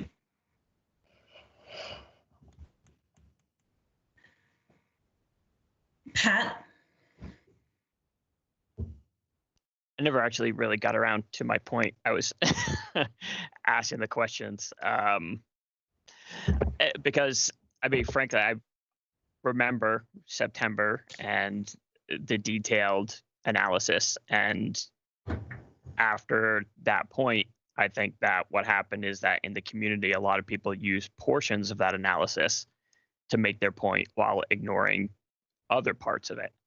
So with respect, while I understand that we may want to see more detail, I see there is significant value in keeping it as simple as possible, because I don't want to see necessarily another presentation where the 2% capital tax and all of its equivalent gets left out, or where the assumption of percentage of calls that a police station takes is how we should somehow be dividing up the amount of residents that pay for it, because calls can happen to any location not involving people who live in that community. Why? I mean, that's just not how police work. Like, police are there to be based, to have the availability for any resident of town to call in. It's not a per call basis, but part of how we've gotten other analyses like that on the community is that Sarah went into great detail in September and people just took fragments of it. And I'm really worried that we have 2 weeks, and that if we set Sarah into getting more detail into this, that she's going to come out with something next week. And then there's going to be a group of people who will set their calculators on it and will come up with parts of numbers that they think look good to make their argument. Right. What I do think this represents, and I think that it is, honestly, I blame myself in part as well, is criminal that we haven't talked about it so far. But we have been focused on merger, and that was what I think the majority of the board felt was the direction to go. But if we want to talk separation, we need to be clear. Certainly there are aspects of this, the county taxes, the percentages that get paid to different communities that the junction would have to pay. But a big part of my motivation was the fact that half of the community, I think, works under this inequity, and the other half, if this if this merger plan doesn't go through, there's no longer a 12-year phase-in for those people. That's a 1 year, roughly 30%, 25% increase. And I mean, we can talk about how, we want to look at some of those numbers and divide it up a little bit, but that is, I think, for some people going to be an unbearable burden. And we just haven't talked about it. We've just let it go. We've got 2 weeks left for this vote, which is why I'm being more vocal about it now, because I agreed with most of us, I think, who was sat on these boards, and that I wanted to focus on merger because I felt that was the priority and where it needed to be. But we have to accept the reality. The reality is that a significant chunk of our community is moving to separate. And should that happen, we as a select board certainly need to be aware of what we need to do to take steps to avoid this massive tax jump, which there will be. And we, also need to make it aware to people who aren't aware yet that if this merger plan fails, that there's likely not another one coming. And that if it fails, that separation is very likely what the junction is looking for next. That's just what we've seen happen over the last several days. They have the petition enough, they have enough people in there to petition the trustees to move forward with that. I think we need to take it seriously, and I'm afraid that we're not. I would like this to be included in documentation going forward, because I think that we need to have the entire community be made aware of as much as possible that they absolutely, people should vote how they vote. If they vote merger down, there's a possibility separation is there. And we haven't talked about it at all, but I think we need to. Okay. Thank you, Pat. Vince or Dawn? Yeah, if you don't mind, I'll go. Please go right ahead. Yeah, I really liked Sarah's idea of having like a kind of question and answer kind of format to some of this. Like, I like the packet, and I understand most of it, but I'm not sure that I'm not sure that people who are going to look at this and just see a wall of numbers and come out with something meaningful. I think we should try to distill this down into it's what are the main questions that the data Sarah's provided us have been raised, and what are the answers from that data, and then go forward with those. That's my opinion on this. Mm-hmm.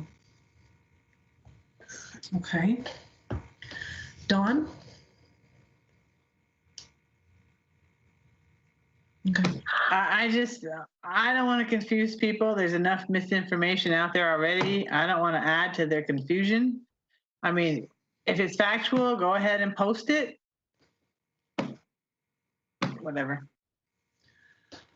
So the postcard is going out very soon. I'm assuming then this additional information, should it go forward, would be on the website, Evan? Or are you contemplating another mailer, or are you contemplating pulling the postcard back and editing it? Well, no, the postcard's at the printer. It's being printed as we speak. This would just be put up on the website. Okay. And again, when people ask the questions, which, we're grateful that they ask us questions, this is just one of the things we'd like to show them as an example. And if it needs work and we spend a little bit more time to address some of Andy's comments and all of your comments, we'll be happy to take a little bit more of that time. And if the board says, hey, it's too confusing, we've put out what we need to put out, then that's another answer. Mm-hmm. Okay. So board members, we can do one of two things. We can do a consensus at the moment and then go to the public, or we can go straight to the public. What is your preference? I think we should listen to the public first. Okay. All right. First person whose hand I see up is Tracy Delphia. Hi, good evening. I'm having a little bit of sort of an ethical question for myself. The board's discussing a document that was put together by our finance director. I'm assuming that she's done a bang-up job, just like she usually does. But the public hasn't had a chance to look at that document to ask questions. So I'm just curious as to when it would be appropriate to ask questions, since I did have prior knowledge of this. I held my comments for tonight because I thought that there would be some sort of presentation so the public knows what's in this document, what the substance is, and what the topics are. So I'm curious as to whether I should bring up my comments now, whether I should hold them, when the public will be able to see this document and ask questions. I'm just not really sure how the public should know what's being discussed since it wasn't in the packet. More of a process question, I guess. Well, Tracy, I think because you're still a member of the public at the moment, so you can make your comments here and now. And yes, you did see a copy of it, I believe.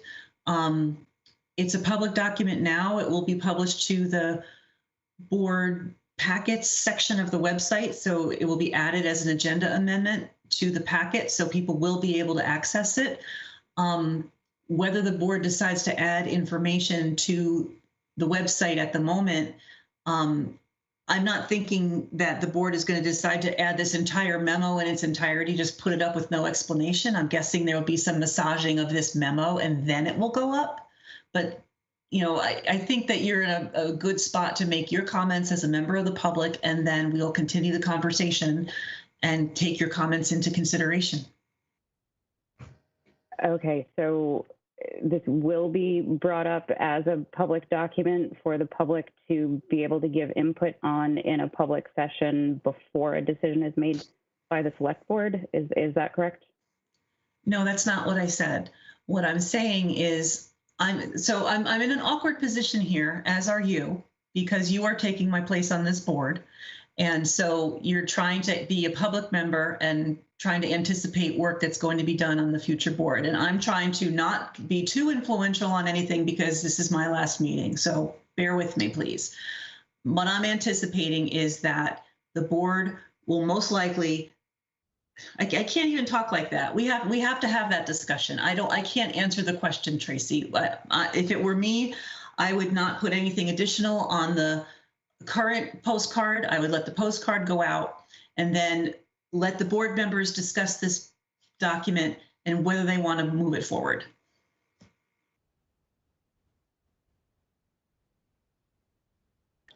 And Madam Chair, just to be clear, the postcard's at the printer. It's being printed. So Right. There is no opportunity for that. This is just whether it gets put up in the FAQ section of the website. And the only other opportunity, you are scheduled to have a board meeting on April 5th. That is the organizational meeting as well, but that's the last meeting, and that's 7 days before the, 8 days before the election. What I think might be a good course of action that I would recommend at this point in time, and even after public comment, is to say the memo could go back to staff for editing and presented to the select board at a later time. Okay, thank you. Thank you. Irene and then Ken. Thanks very much. I heard Sarah say that there's a $2.7 million of cuts that the town outside the village would need to make. Could that also be looked at as $2.7 million in tax increases to meet the budget, Sarah? Elaine for Sarah? It depends upon the will of the select board and the will of the voters. So let's imagine for a minute that that is a true statement. I agree with Andy, there's a lot that is not here, but let's just say it's $2.7 million. The cost of merger to the town outside the village is about $2 million, given the percentage, 58% of the $3.5 million that we're being asked to pay in a merger situation. So you're saying for another $0.7 million, the town outside the village gets to have its assets and control them completely and gets to say goodbye to the village and all this back and forth that we've had since 1958. I think a lot of folks in the town outside the village for $0.7 million would gladly take that. So I guess my request is, if we're going to communicate anything, could we please communicate this time around, because the question on the ballot is the same as March. Could we please communicate the benefits of status quo and talk about the benefits of merger? I would see one of the benefits of status quo as we maintain the economies of scale that we have right now due to the consolidations we've already done. What separation does is it, as you said, unwinds them. And it does cost not just the town outside the village, but the village a lot more money. And if anyone doubts the fact that the village could have separated long ago, The fact is they have not. They have pushed and pushed for merger because separation is unaffordable. And whether or not a non-binding question passes in the village on April 13th or not, separation is not affordable for the village. And I believe very strongly that it would go down once a separation plan was founded. So once again, I would request that we take the vote in front of us, status quo versus merger, and flesh out those numbers. And let's please talk about the advantages of status quo. Thank you. Ken Signorello. Thank you, Madam Chair. I find myself surprised that I'm in 100% agreement with something that you said. I'm going to try to paraphrase it. It would, correct me if I'm wrong, it would be inappropriate to prognosticate on a village vote. Something to that effect, anyway. I couldn't agree more. It's often pointed out, as it should be, that the select board represents the population of the whole town. So I wonder why we would be presenting information on a question that is not even on the ballot. Your constituents will be voting on something that doesn't include that. That's right, there's nothing on the town ballot about separation. Separation is not even on the village ballot. What is on the village ballot is a non-binding request to write a city charter based on a petition presented to a different governing body, not the select board. That body will be publicizing that question quite a bit on April the 7th at their annual informational meeting. Even if it passes, there are challenges, as George Tyler just explained a couple of days ago. He said that the request as posed asks for something that cannot be done, at least not in the short term, I assume is what he meant, due to the intergovernmental agreements that the village has. So I ask again, why is this side-by-side comparison to a scenario, putting it nicely as I can, is incomplete so as to overestimate the cost to the TOV?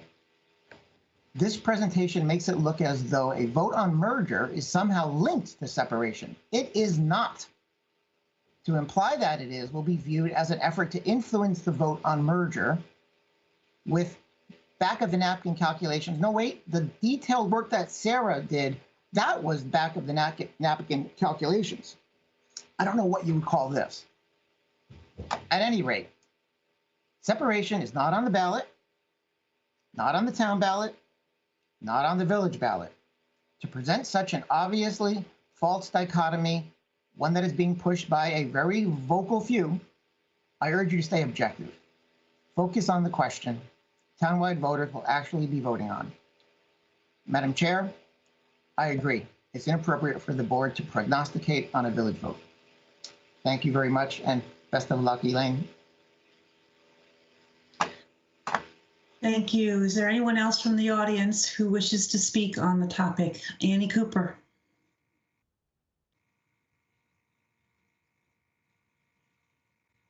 Hi, can you hear me? Yep. Thank you.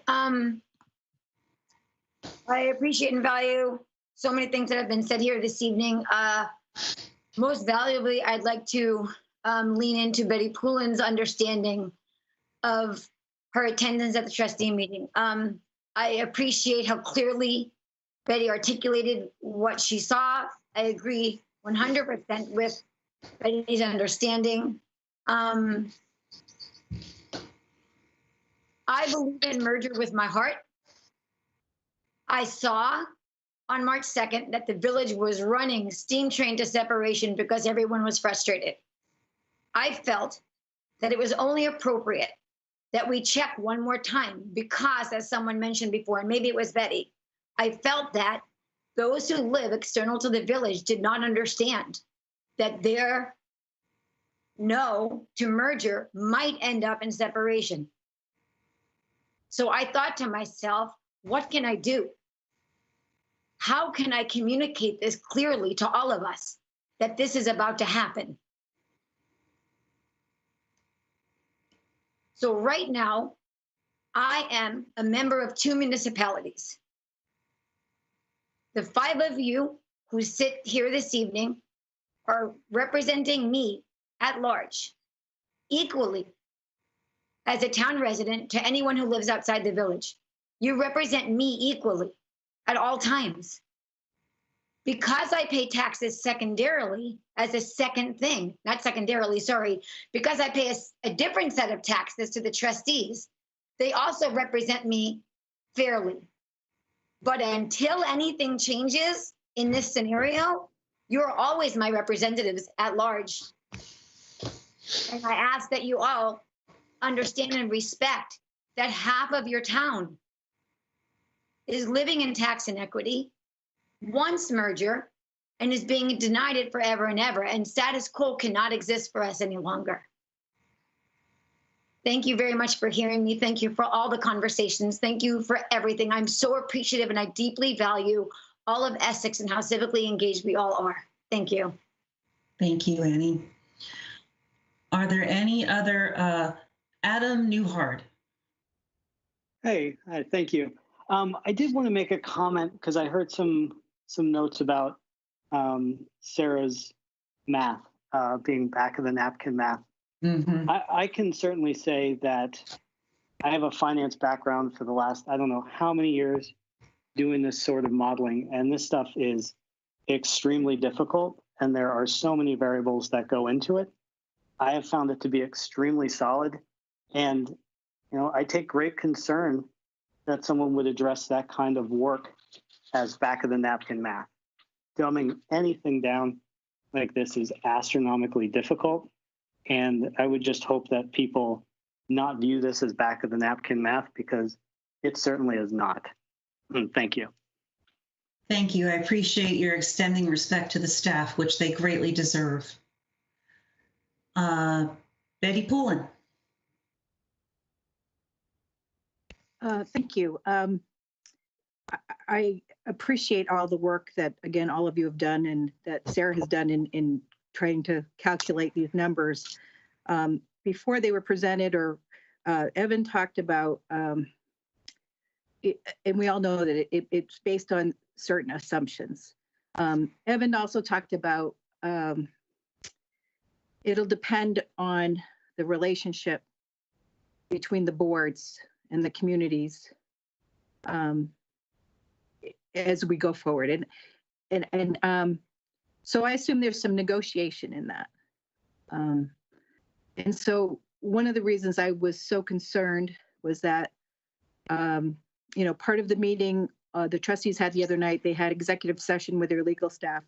That may have been tied to regular village business, but I started to feel like one party was already lining up their resources for the day we go to divorce court. And I just want to make sure that I don't want to end up, if it comes to that, that only one party has come to the table prepared for negotiations and with their lawyers, and the other party isn't. So I may be misunderstanding what's involved in separating out the expenses, but I and what's involved in the separation numbers. But I do want to make sure that everybody in the community is properly represented. And I think that if there are so very many assumptions that and so many different nuances of how this can go, that maybe this document, which I, of course, haven't seen, might be more confusing than it is helping to people about what the impact of separation would be. Thanks. Thank you. Pat, I'm sorry, you've had your hand up. My apologies. Go ahead. Oh, unmute. Sorry, apologies. I mean, I've heard it mentioned several times now. To be clear, this is speaking me personally, one individual, but I reject completely the premise that separation has nothing to do with this linked vote, this vote coming up. We can, and I mentioned it 2 meetings running now, so much of what we do is black or white in the vote. It is yes or it is no. But we are past that point in our community. We need to open our ears realistically and understand that however this vote goes in 2 weeks is going to have significant impact, and that impact may very well include a majority populace of the village of Essex Junction seeking separation. I mean, it is not wild for us to assume that that's going to happen. And I think we need to be realistic. We would not be doing our duty as board members to also assume that these votes are going to be linked. So, you know, apologies. I understand people's, how they're coming at it. Is separation exactly explicitly on the ballots coming up? No. There's an advisory vote though, and we have a lot of strong representation in the community who have said that they want to move to separation if this next merger vote fails. And by just discounting that, I don't think we're doing our job as the select persons of this entire community. We need to be real that that's a possibility, and we need to accept that that may be a possibility. We can't just say anymore they aren't linked, because they are. They just simply are. Thanks, Pat. I'm going with someone who hasn't spoken yet, Andrew Brown. Hi, can you hear me okay? Yes, we can. Great, thank you. So a couple of things I just want to be very clear on. For as long as I'm a member of the Board of Trustees, and considering that I'm running unopposed currently, status quo is not tolerable. That is not a discussion point. That is not something we're moving forward with. Separation, it can absolutely happen. Every agreement that has been done can be undone. Is it easy? No, it wouldn't be easy. But if merger fails, and if the village voters decide to approve of that non-binding resolution, then given the representative democracy that we live in, that is absolutely the next step for the village. This needs to be shared with all voters so they can be informed how it is not the time to put our heads in the sand and to hide. We need to inform the voters of these possibilities. Thank you. Thank you, Andrew. Bob Bates. Yeah, I'm afraid I have to disagree with my old student, Andrew, respectfully. This is not an either or proposition, folks. You know, whatever happened to the idea that, well, if this fails again, at some point down the road, we have new boards coming on. We can sit down at the table and say, all right, we don't have to be satisfied with the status quo. So let's take the best of what's been suggested and then peel back the onion another layer and look at the real needs of both communities. I continue to hear the terms tax equity and tax equality used interchangeably, and it drives me crazy because equity implies fairness. Equality implies everybody's paying the same amount. Well, they're two different things depending on the services received. So my point is, I really, really hope Andrew and others, be they trustees or folks, my friends that live in the village, could step back, as well as those of us who live outside the village, and ask our new boards to sit down at some point in the future after passions have cooled down and take a look at where do we agree? What are the things we agree on? And what are the next steps that we might look at? Maybe it means appointing, you know, a new committee of 5 TOV people and 5 TIV people, including board members from both boards. I don't know what it would look like, but I have to believe we can do it. All my life, I've believed in collaborative conflict resolution, and it's usually something that doesn't result in an either or decision. You know, collaborative decision making involves brainstorming, coming up with creative ideas that maybe haven't even been thought of yet. So I really would like us to move out of this either or mode, because it implies a threat. And I don't like to feel that way. And I don't like my neighbors to feel that way. And I don't really think that's the way we want to operate with one another as a community, village and town outside the village. Thank you. Thank you. Mike Sullivan. Yeah, hi, Elaine.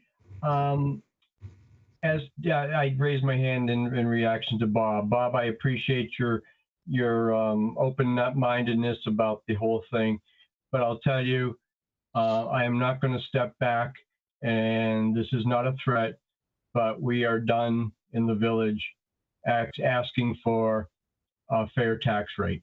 Thank you. Okay. Is there anyone else in the audience who has not yet spoken that wants to speak?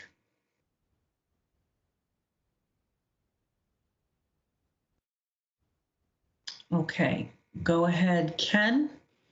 Thank you, Madam Chair. I just want to clarify something that I said earlier. By no means did I mean to characterize Sarah's work as back of the napkin. That was something that others have said about the separation document that she wrote back in September. No, I think that it's quite great work, not back of the napkin. It's just what somebody else had said. That's all, not me. Thank you for that chance to do that. Madam Chair, this is Jean Bull. I'm calling in. I'm not on Teams. Oh, thanks for jumping in. Tell me your name again. Definitely. Jean Bull, B-U-L-L. Thank you. I think I have to agree with what Patrick said. Separation needs to be discussed because it is a consequence of merger not passing. And I think that people need to be given that information, that if merger doesn't pass, the junction is going to go forward with separating, which will mean a significant tax increase all at once for town outside the village residents. That is going to be a unreasonable and just not doable increase for a good portion of people. Thank you. Thank you. I hope we didn't make you wait too long because I didn't see you didn't have a hand up. Irene. Hi, thank you. To Mike Sullivan's comment about fair tax rates.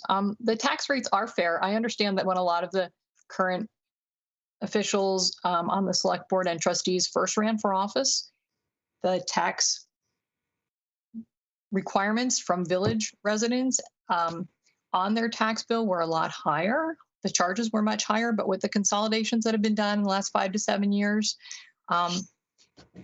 there's a lot of tax equity going on right now.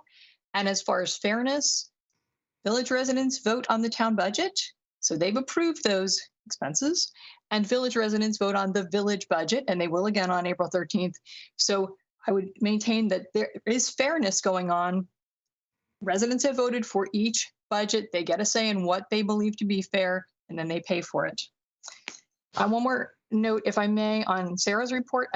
Since we didn't get to read it in advance, I would just like to make sure that it is stated if the town loses 41% of revenue in a separation situation, it also loses 50% of its population to which it provides services. So I think it's really important to notice that the loss of revenue is exceeded by the number of people disappearing, needing services. And I think that could be a win. Thank you. Jason Baldessaro. Are you able to hear me? Yes. Just a comment on the comment that was just made. Though there may be a reduction of 50% of the population, that 50% of the population does not utilize some of the services the town will need to continue to pay for, such as the fire department. We have our own fire department. and other resources that, though you may have a reduction of 50% of the population, you'll be losing the money the village pays for those services that they don't receive from the town. Just to clarify that. And that's it. Thank you. Thank you. Jeffrey Lewis. Very sorry to add another voice onto what's a very busy meeting for you guys. I appreciate all the information you guys got, and I just thought you'd appreciate a newer perspective coming into this, trying to get information. I found the short presentation of the memo to be helpful in sorting out kind of some of the background as far as what we're talking about here.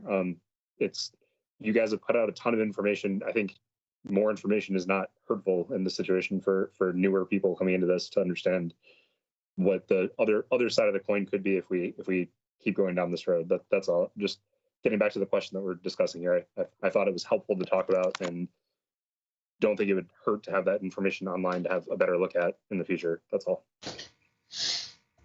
Thank you. Thank you. Is there anyone else who has not yet spoken who wishes to say something?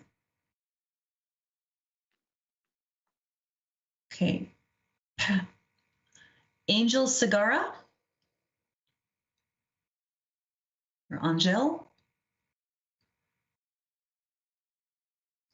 I see your mic is open, but we can't hear you.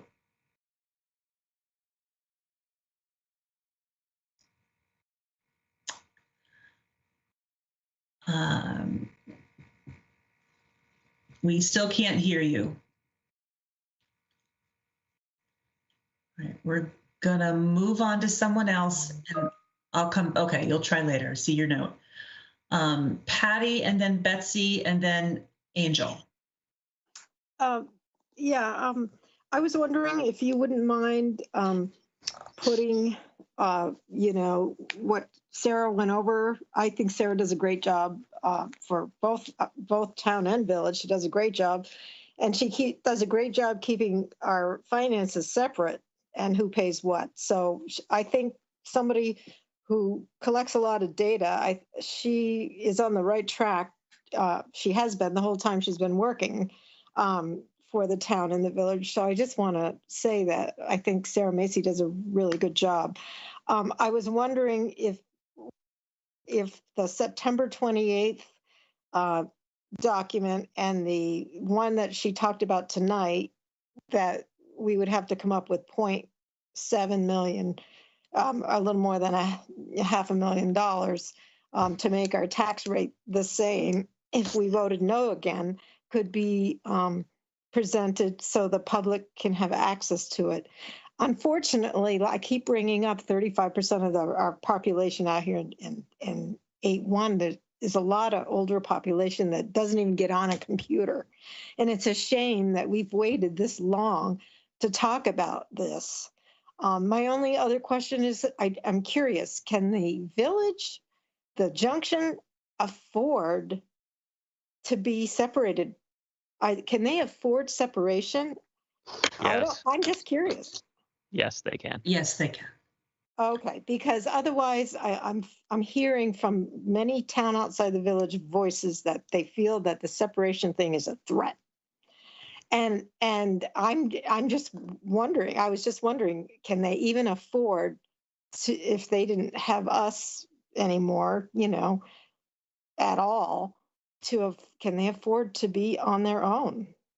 That's all. But yes, you just answered my question. All right. But I would love to see the work that Sarah has done, both September 28th and tonight, somewhere. Thank you very much. Thank you. Betsy, and then Angel. Thank you. So first, I'm just going to say I am just a little annoyed because I have been asking for this information to be available for the public for quite some time. And I'm also glad that you've come to the light, because certainly separation is germane to the merger question.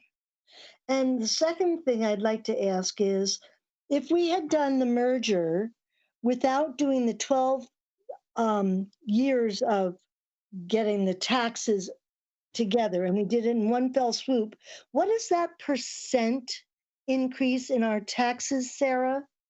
And the other thing I want to say, Unfortunately, to all of these questions, had we waited 60 days and decided to do a separate election where this could all have been figured out, we have people who have already voted, as Evan said, putting their ballot into the box, mailing them potentially. And this is a shame. I look forward to hearing what Sarah has to say. Thank you. Sarah, are you able to answer that question at this time, or is that something that we need to come back on? No, I can definitely answer it. So the merger increase for town outside the village is approximately 25% total. So that's the total annual taxes would go up at the end of those 12 years by about the $330 on the $280,000 home, and that comes from a baseline of 1,500. It's about 25% total. So that makes the percent that you say 33%, 6% more than we would have had to pay with the merger. Well, you're right. It all depends. I'm just saying.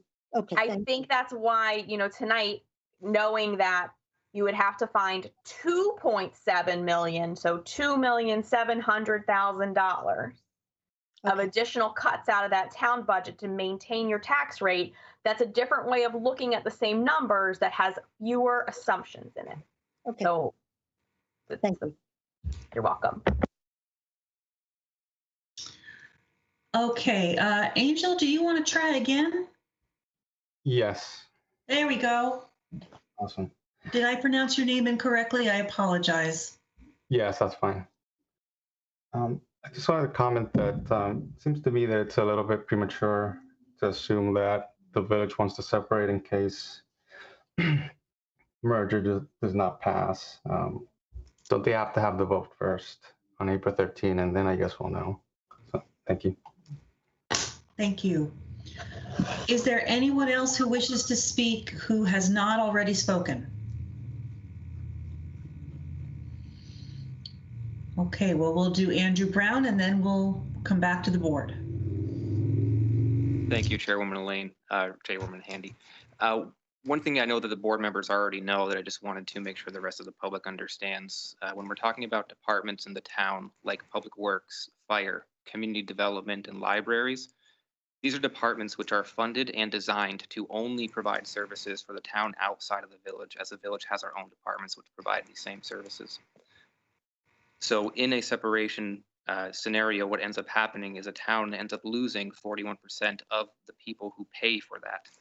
So the town has to then figure out at that point in time, do you want to pay the full bill or cut services to keep the tax rate? And that's really what Sarah's talking about, in my opinion. And that, yes, in a separation scenario, the village actually sees a tax reduction. While that tax reduction is less than what would happen in merger, it is still a tax reduction. So absolutely it can be afforded, as we're paying for more now. Okay, thank you very much. Okay, Annie Cooper, and then we're going back to the board. Sorry, thank you. Can you hear me? I wonder if Andrew or someone could just take a moment. There seems to be some confusion within our town about how the double tax services happened. And I would like someone to just take a hot second to just say which chicken or egg came first for a minute, because there's people who believe that the village decided to duplicate services for itself. And I know that the reverse is true. And I would like just someone to take one sentence or two to explain that, who's not me. Well, the village was formed in 1893 in order to provide services for itself that it needed at the time.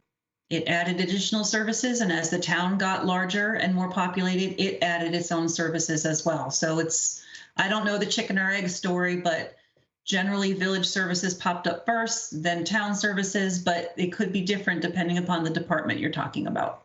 Thank you.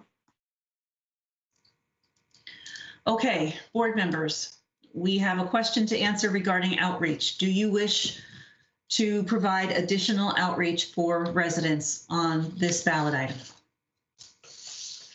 How would you like to proceed? Dawn. Madam Chair, by outreach, are you meaning just posting this information on the website? Because we no longer have the option of a postcard. I'm sorry. It garbled for me. Could you start over? I'm sorry. No, it's okay. Do you mean, so we're voting to put the information on the website, but not an extra postcard? Is that what I'm understanding? I think that's what it is. Thank you. Okay. Andy. I'm not in favor of the content as written. I think that $2.7 million number needs to be stated somewhere in there so people don't need to do the math. I couldn't find the numbers to do the math with myself. And then also, I think we need to be very clear what things were left out. And I don't mean a detailed analysis of them. I just, a summary of what really hasn't been accounted for in this new assessment. Again, alternatively, we just refer to the old one, which I think was actually pretty excellent. Pat or Vince? Vince? Yeah, I'm reconsidering. Not that I want, I think we should have Sarah add the $2.7 million number figure and a kind of I don't know about a question or answer, but just an explanation of how we arrived there, a brief one. And then we should, I'm in favor of putting this on. I think that, I was kind of putting myself back in my newbie Essex resident shoes. And I was thinking about how I would want some information on a choice that I was making that was going to affect me. And I do think this information needs to get out there. I mean, I know it's not perfect, but I think it's, like Sarah said, a good starting point. And I think we should continue as a board to refine that and to continue to work on those and work on making new assumptions and expand upon what's been done here. Okay. Pat? Yeah, I absolutely agree. We should put it up on the website. The 2.7 million number, I feel like Sarah wouldn't be too difficult for you to add that in there. But otherwise, yeah, there's no reason why we should not be putting up as much relevant information as possible, especially in regards to this. May I make a suggestion? Seeing as the next meeting isn't until April 5th, and by that time, many people will have put their ballots in the mail. And so putting the data up, after April 5th is a little late for a lot of people. May I suggest that Sarah update this memo with the comments that were made this evening, and then repost both of them, the September one from 2020 and this one, and let the voters read them and let the voters understand them. That way you're not going through some sort of editing process via email that you feel uncomfortable with, but rather the data that has been presented publicly already is put up and everybody is able to see it as soon as possible rather than waiting till a week before the polls open. Sounds like a good plan to me. Okay. Do we need a consensus for that, or do we need a vote for that? Evan, what is your preference?